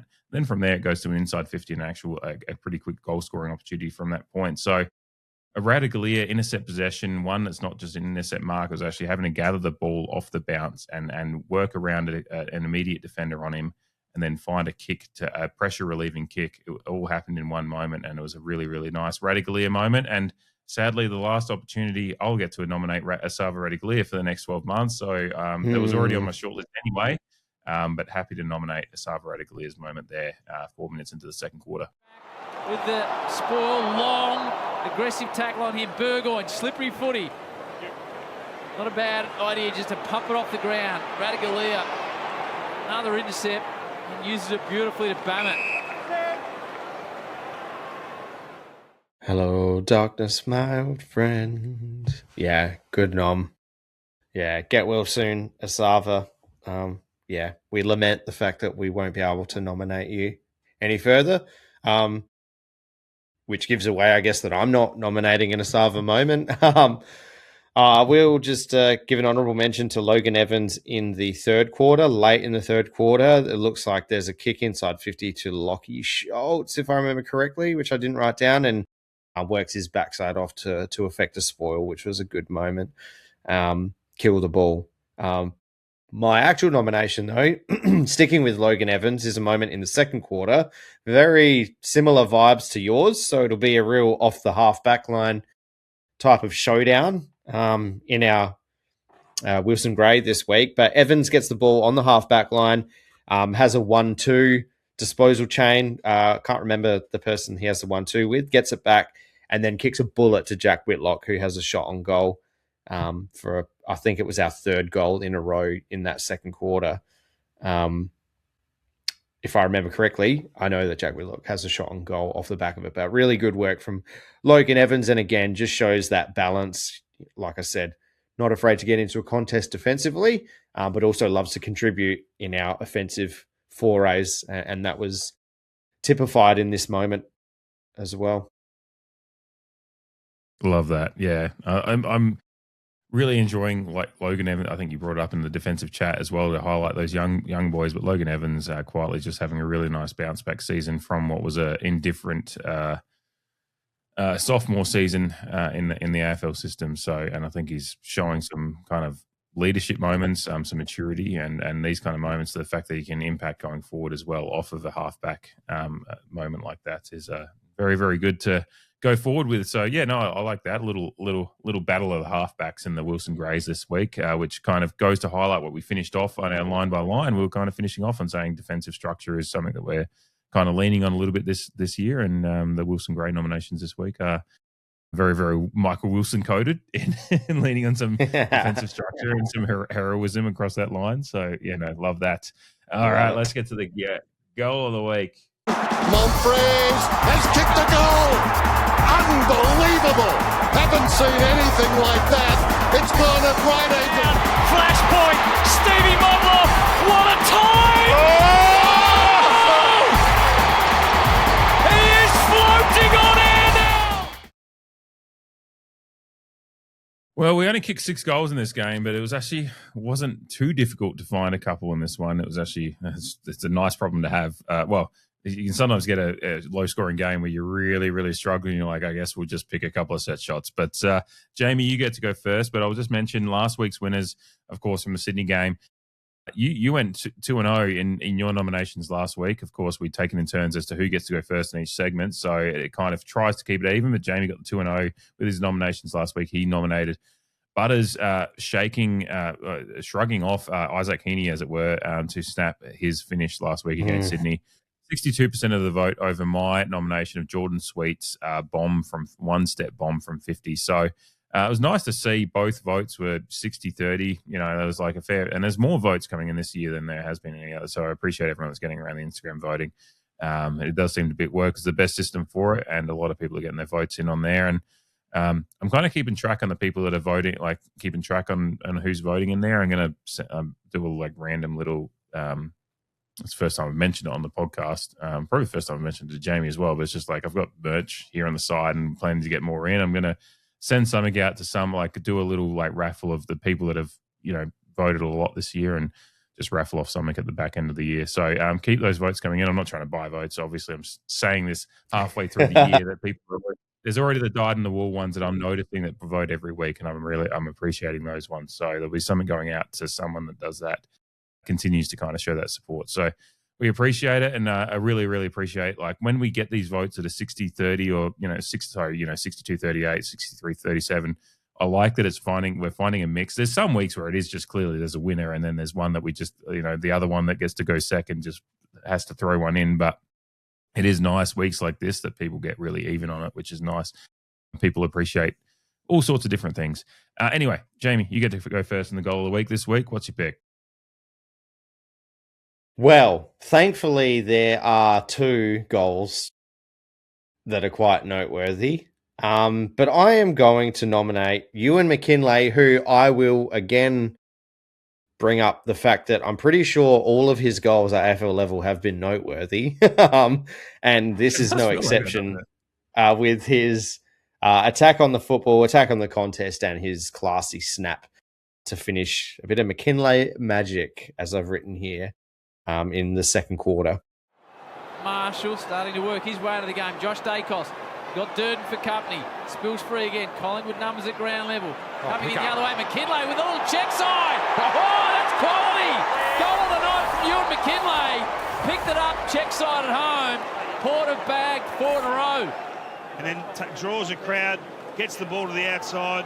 McKinlay holding that wing position, holding his width to swoop straight on a clean. We've seen so many fumbles so far tonight, but not from Zach Butters. Between the good players and the superstars, isn't it, King? The ability. Yeah, it was a very, very nice goal, and it was in my shortlist, which again, it's a pretty short shortlist this week with the game it was, but yeah, it's an interesting point you bring up about all of his goals being good ones. It's kind of like a Luis Suarez goal package. It was very, very Luis Suarez goals were always pretty entertaining, and Ewan McKinlay's got a similar style to just his where it be, he's cutting in off the wing like a Luis Suarez. Hopefully, Ewan never bites anyone though. Yeah. Well, the Luis Suarez 30 for 30 will be an interesting one whenever that one happens. But I did love him when he was scoring goals and not being suspended for 10 games for trying to eat fucking Chiellini or whatever it was. I think that was the one that was in the World Cup. That's what's bad is like I can't even remember which one. He got suspended for the Chiellini was the World Cup. There was a Chelsea. I can't remember the Chelsea defender. It might have been Ivanovic. God, and then Tangent. He was called he was the Cannibal of Ajax. Was Cannibal of Amsterdam was his nickname because he did it in fucking the Dutch league as well. It was like fuck me. Anyway, Ewan McKinlay, don't fight people. Just keep scoring worldies like Luis Suarez did when he got on the field. No, a great nomination by you. It was a very, very nice one. Again, the right foot he finds his way to get into his right foot and find a way to finish. Makes it count. So Yeah. Dwayne Russell, like he's all right, and it's just like that's fine as long as if he finds a way to use that. Left's just there for standing on. Yeah. That all right thing. I think he said the right foot's all right in one game, and it just made me think of the Arrested Development thing where like the doctor comes out and goes, "He's going to be all right," and the family's like, "Oh, that's a relief," and he's just like, "Oh, I'm sorry, you guys seem to be taking this well," and he said, "Well, he's going to be all right," and the doctor goes, "Yeah, well, it's because he lost his left arm, so he's going to be all right." And this fucking doctor, like, and the rest of the development fans out there will appreciate that one. Anyway, my nomination for goal of the week, I will say I did have an honourable mention, which is hard to find out of a six goal game, but I thought Zach Butters' finish was nice the way he shaped it in from that set shot. And Zach Butters with his goal scoring is not, particularly from set shots, is probably where he sometimes struggles at times. And I thought it's a very, very just nicely shaped finish. But I'm, of course, sticking with the football theme, the world game theme that's come up in the last 5 minutes all of a sudden. Mitch Georgiades with the World Cup finish in the first quarter was to open our scoring was incredible. The mark wants to give it to Burgoyne, does now.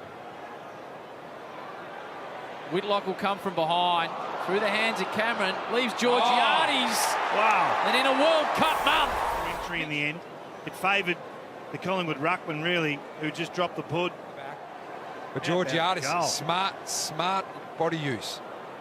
Get your player under the ball like that. That backspace is so...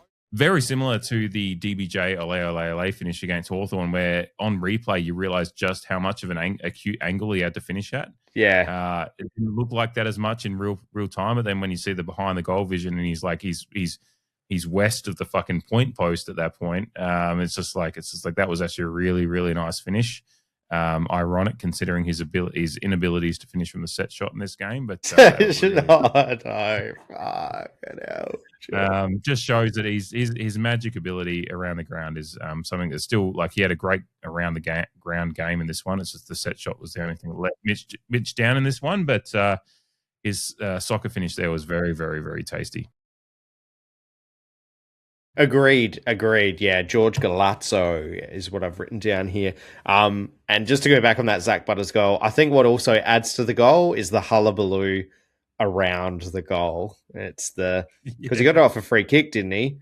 Holding at the stoppage, which you brought up earlier about like umpires holding at stoppage. Yes, yeah, that's right. And then the churlishness that comes straight after it, that we enjoy for the time being from Zach Butters, for however long that lasts for.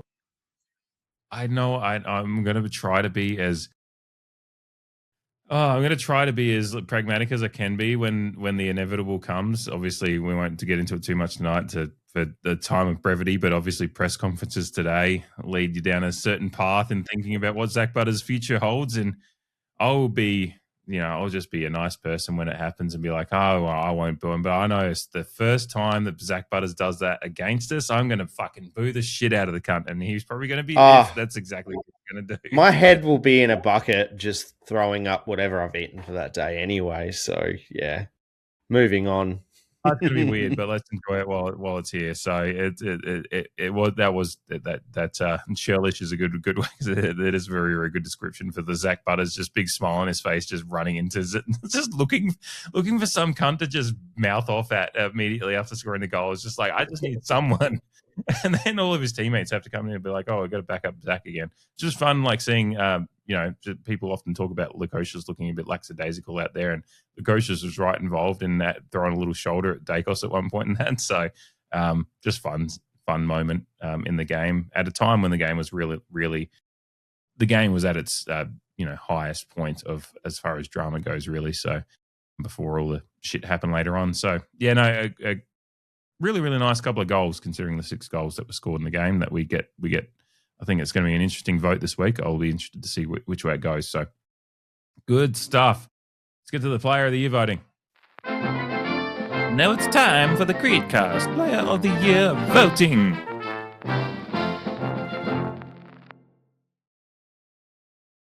Alrighty, I get to go first on this, of course. For any new listeners, welcome to the podcast. Thank you for choosing to listen to us for the first time in the middle of a year like this. You must be an incredible Port fan, and we thank you for joining us. And of course, as I'm putting this out there for any new listeners, that Jamie and I do have votes each week, 5 through 1, 5 being best on ground, 1 being fifth best on ground.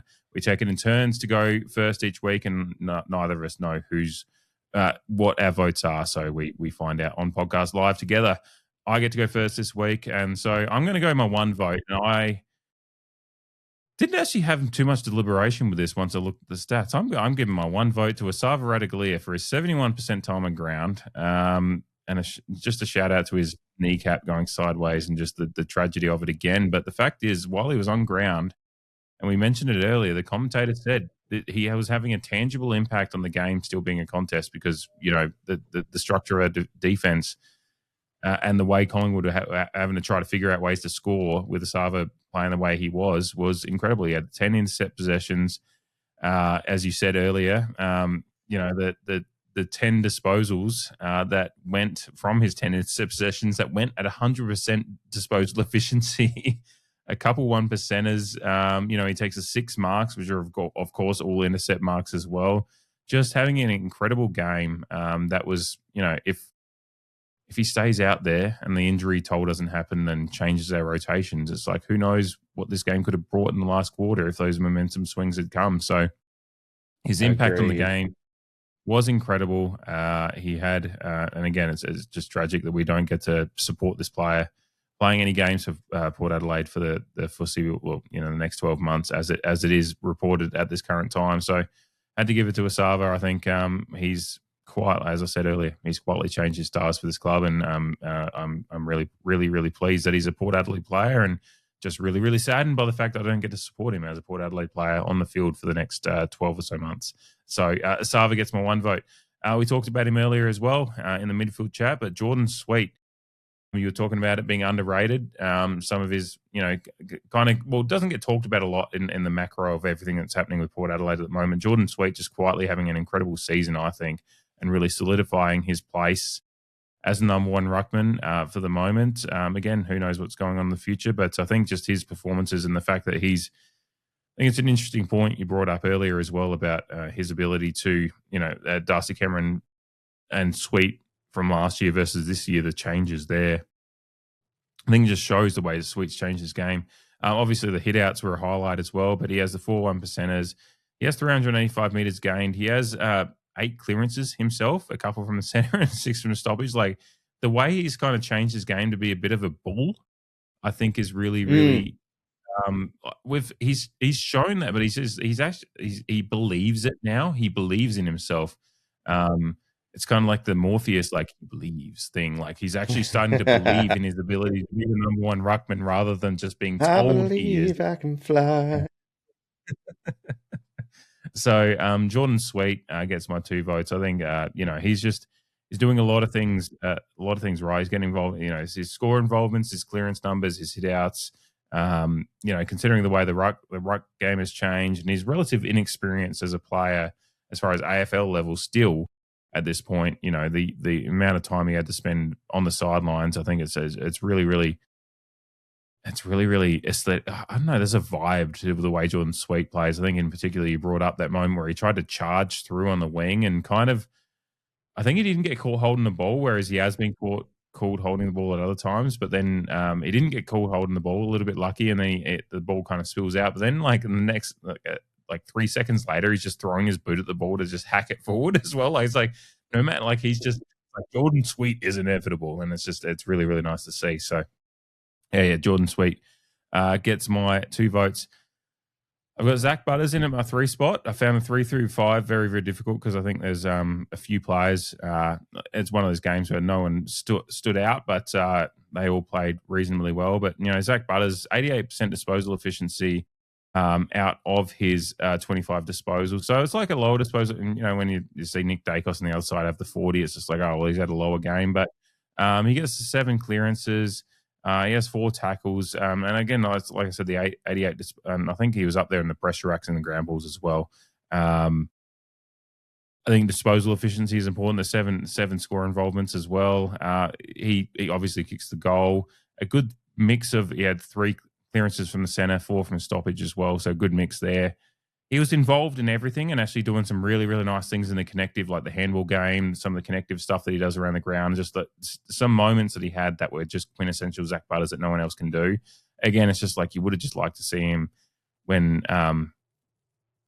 you've got Nick Dacos on the other side having 40. It's just like, oh, you just really would have loved Zach Butters to get north of 30, have that big Zach Butters game and be a bit more involved. But again, it's hard to quantify the impact of the overall team structure thing that happened when all those injuries happened and what happens at the back end of the game. Nick Dacos gets a lot of junk time stuff.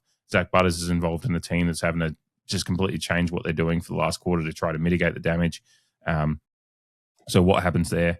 Who knows? But he still gets my 3 votes, and this is one of those games where my 3-5 are like 3 players that I think are kind of pretty similar in my view of how they impacted the game. My 4 votes goes to Darcy Byrne-Jones, who I think is having just an incredible twilight of his career season, and is hopefully going to be getting a new deal very, very soon, because I think you've got to keep a guy like him around playing the footy he is for the next couple of years in the transitional period we're in. But he goes, he has 82% disposal efficiency with his team leading 34 disposals on the ground, which is actually incredible for a player that's been switched back switched back to the back line after starting the forward line this year. He has 10 marks, a couple of tackles. Like I said, a vast majority of his disposals were kicks. So to go at 82% disposal efficiency with a lot of kicks, I said 25 kicks is actually, because disposal efficiency should, kicking efficiency and handball efficiency is part of it as well. And I think that's really, really important. He has the 8 score involvements, which I think is the best on ground for us as well. 450 meters gained. He has 7 intercept possessions himself. So like his ability to impact the game, both as a defender as well as get the ball forward, really, really important stuff. So Darcy Byrne-Jones gets my 4 votes, and I think Jason Horne-Francis gets my 5 votes. Again, I've deliberated between Darcy and Jason at the 4 and 5, probably more than I did at Butters. But 6 tackles for Jason Horne-Francis, 30 disposals. He had the 15 contested possessions as well. He went at 66%, but he was doing there was a lot of grunt work for Jason as well. 7 score involvements, 2 centre clearances, 4 from stoppage, 400 meters gained. It was one of those games that just there was no highlights for JHF in any goals or anything like that. It's actually surprising in a game that he has as much of the ball that he doesn't score a goal. But he has 6 tackles. Like I said, a lot of the things that maybe there's some games that he doesn't get some of these numbers but scores 3 goals. He had a lot of good numbers in his midfield role, as well as marking the ball, tackling, the clearance numbers as well, inside 50s. I think he just had a nice rounded game that kind of just gives a little glimpse to what he can be as he becomes more of a frontline centre player as the years go forward. So Jason Horne-Francis gets my 5 votes for best on ground, but as I said, Darcy Byrne-Jones is like very, very close there as well. I think there was really a decision between those two, and that's just where it ended up at the time of recording. If I'd had another hour to think about it, I could have changed. I don't know. That's how close it was for me. To see how yours go. It's how it is sometimes. Yeah, and great votes by you. No Yahtzee this week. Our 1 vote is different. Just kick off the game. I love the Asava. Again, just the last bits of Asava for the year, so might as well. It was a little bit of like, I need to talk about it one more time. Yeah.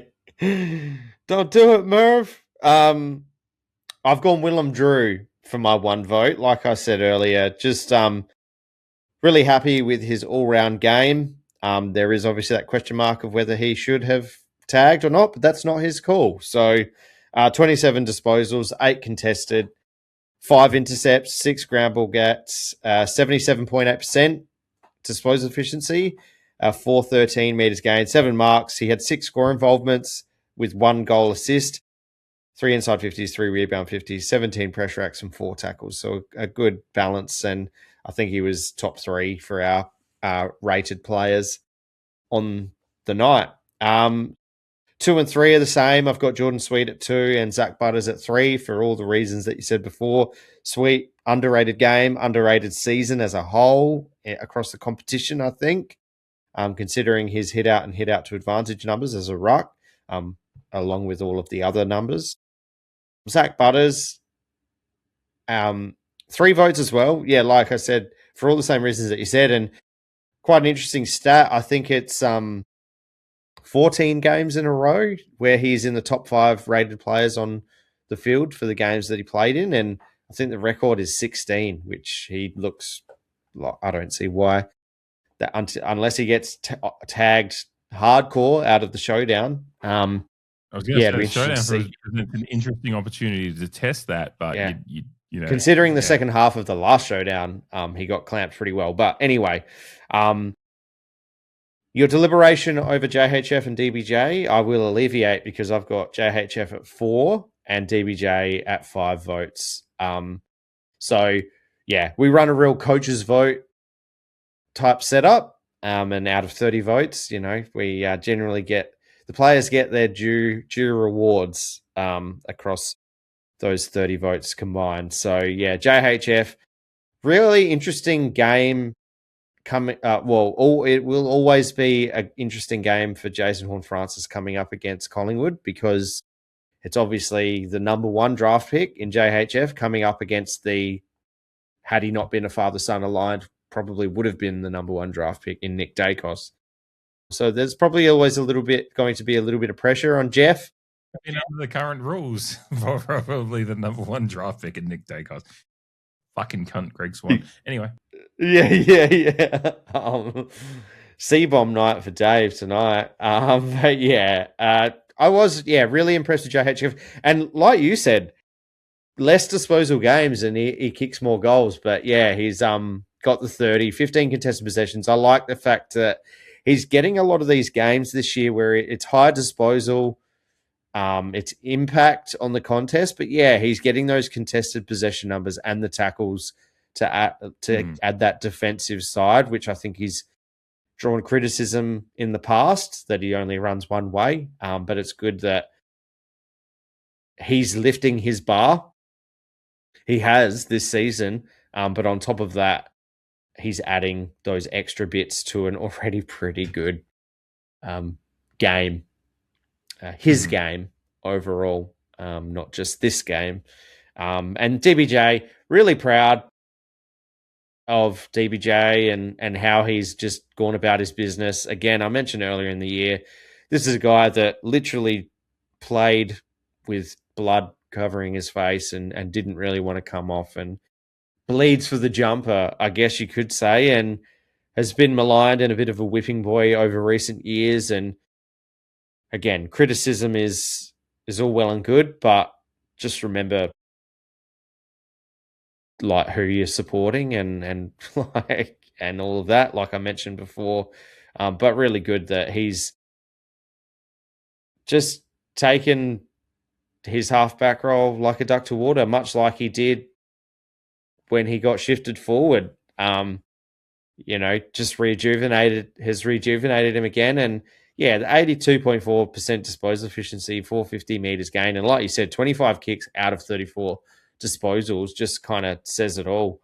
I'm surprised that his play rating isn't higher than what it is at 9.2, but I still think that considering the circumstances, him also having to carry the weight of senior leadership, that 34 disposals is absolutely fantastic output. Mm-hmm. And he should be very proud. And I agree with you. He deserves another contract. He's crossed that 30-year-old barrier, so it'll be 1 year from now until the end of his career, which is fine. That's how we've always done it that's how we've done it for a long period of time, I should say. But he definitely deserves it, and he deserves to cross the 250 game milestone as well, which I think will come next year if he does in fact get that extra contract. Yeah, it should do. I think the 200 gamer was a very, very early one last year. So, he would be heading towards that, and it would be fully deserving. Again, like I said, I think with the rebuild we're in at the moment. Sorry, the transition. The transition. I think a player like DBJ is incredibly important to that. Particularly with if he was struggling to get the ball or whatever, then it's a completely different discussion. The last couple of weeks, he's been in some of our best on field. He got the coaches' votes this week alongside Jason Horne-Francis as the two players that got coaches' votes this week. So, he's putting his hand up to say that I'm ready to go for another year or two. Who knows when that cliff will come, but right now he's playing good footy and gets 9 votes out of us this week. So, like I said, it was a very, very tough deliberation for me as to whether or not he was going to be my best on field as well. So good stuff. We're going to need him this week as well as we transition to closing off this podcast in the next few minutes.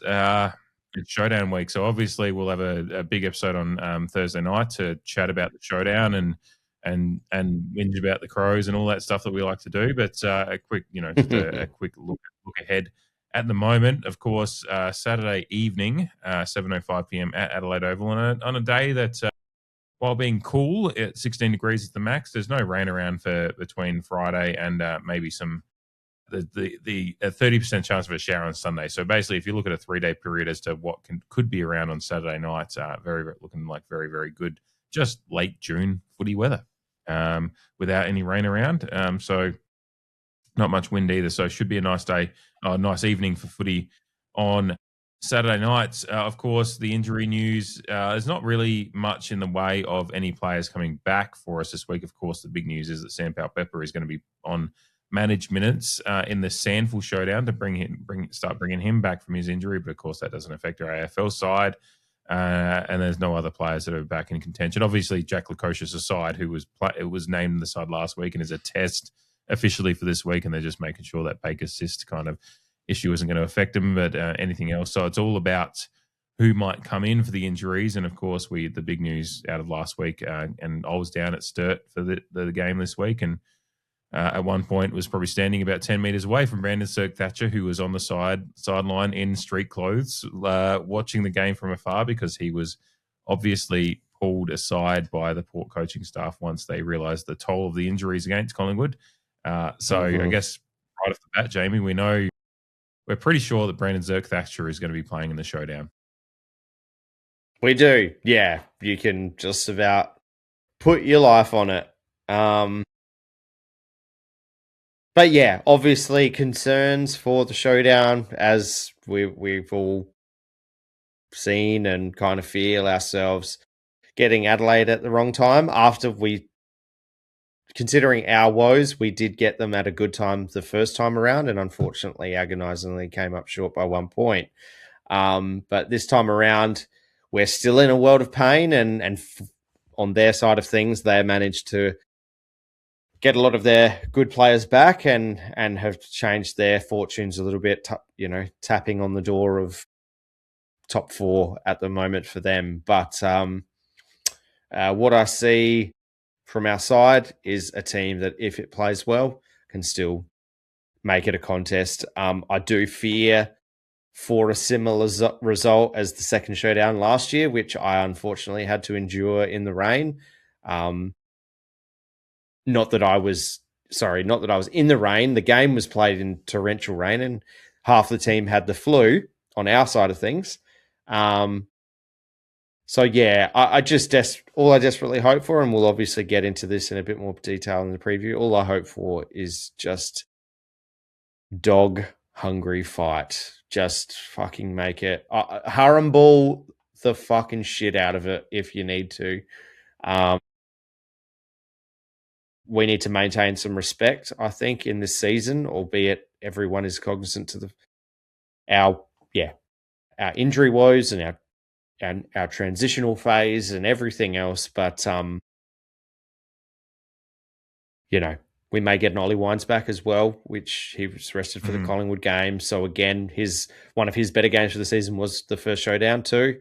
His knee may have been in a bit better shape at the time. But it'll be interesting to see the most likely ins. Yeah, Zerk Thatcher and Ollie Wines for McKinlay and Radikalia. It's just, whether Lukosius gets up and whether they want to, try someone else out. Jackson Mead, Tom Cochrane didn't set the world on fire. So, as you witnessed, Christian Moraes had a pretty good game for the Magpies, got on the scoreboard as well.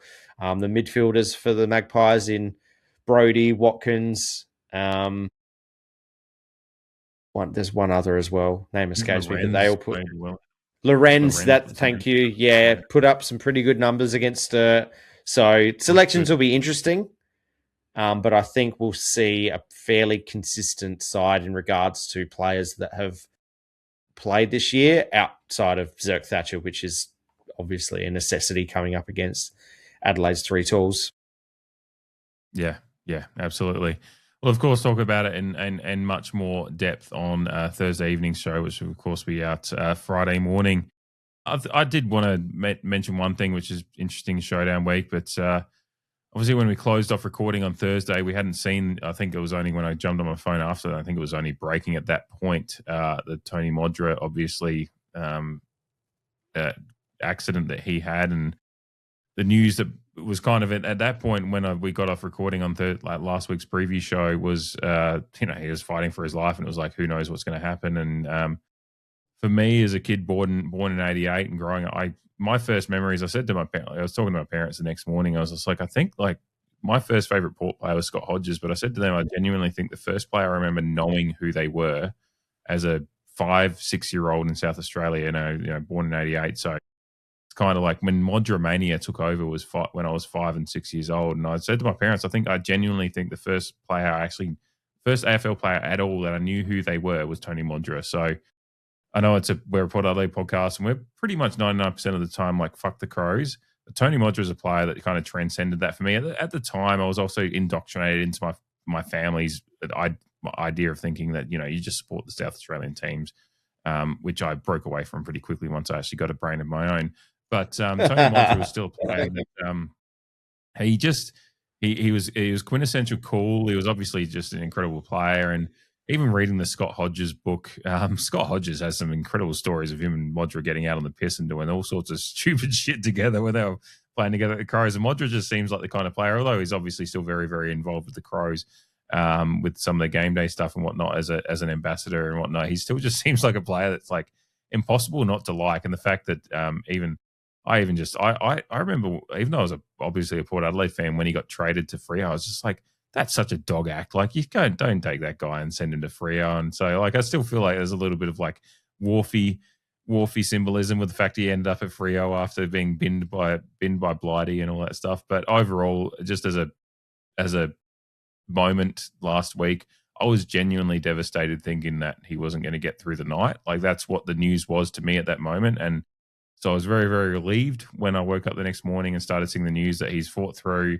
And the news started breaking. It was also like it's quintessential kind of Modra stuff, the Godra hype, so to speak, back in the 90s, is the fact that it's just like, oh, he's, even though he's got a long road of recovery ahead, it's like the surgeries have gone well, he's recovering well. And even just today, just seeing that he's out of the ICU and just everything seems to have progressed really quickly for what was quite a shocking and life-threatening moment that happened to him. And I just thought it was, even though we're a Port Adelaide podcast, he's such a icon of South Australian football. And just as I'm sure some good Crows fans out there, when Russell Ebert passed and different things have happened in Port Adelaide times, that they've probably acknowledged that. And I thought it was an important moment to just acknowledge that I was genuinely saddened by the thought of losing him that night. And I'm really, really pleased that across the weekend we've gotten just after the accident, obviously, which is bad news. It's been nothing but good news since then, which has been really, really pleasing. And in Showdown week, it's obviously going to be a lot of hate when it comes to the show on Thursday. So I'll mention it tonight. So I'm very, very happy that Tony Modra is going to continue existing on this mortal plane with us, even though he is almost immortal, even though he's with us on this mortal plane with us. Yeah, well said, well said. I'm obviously a bit younger than you, so my earliest memories are of him shipping off to Freo, which I guess as a Port supporter is pretty funny in that prism, but obviously very cognizant of his career at large and the Godra hype, Modra mania, etc. Obviously, people losing their life prematurely is a fairly tender topic for myself. So, and particularly when it involves people of note, it does tug at the heartstrings, like you alluded to before.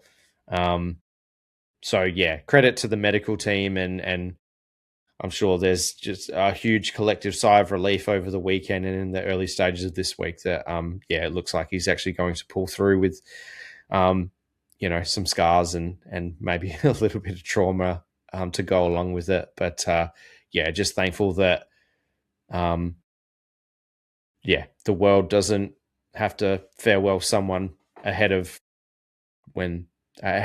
prematurely, like I mentioned.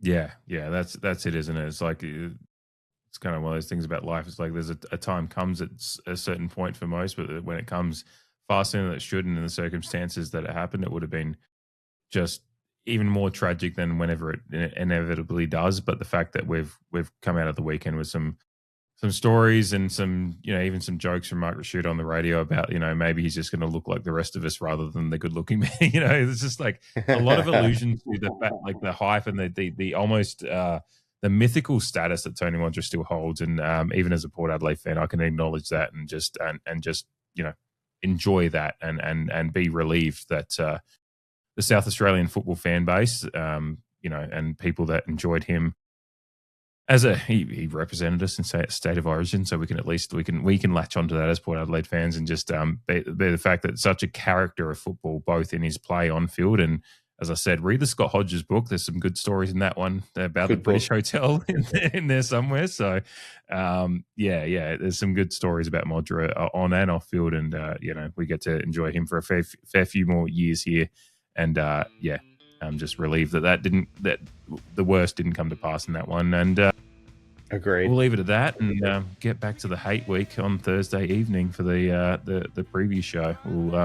We'll park the Tony Modra love, and we'll get back into just fucking hating these fucking cunts from West Lakes, or soon to be Thebarton. Who knows? They're a homeless team, and will continue to be a transient corporate entity, and compared to our salt of the earth football club that we love. So thank you everyone for joining us tonight. I know it's the dog days of winter in a transitioning team, but we appreciate those of you that stick around with us throughout the season. So thank you. Carn the fucking pair. Have a good week, guys. Carn the pair.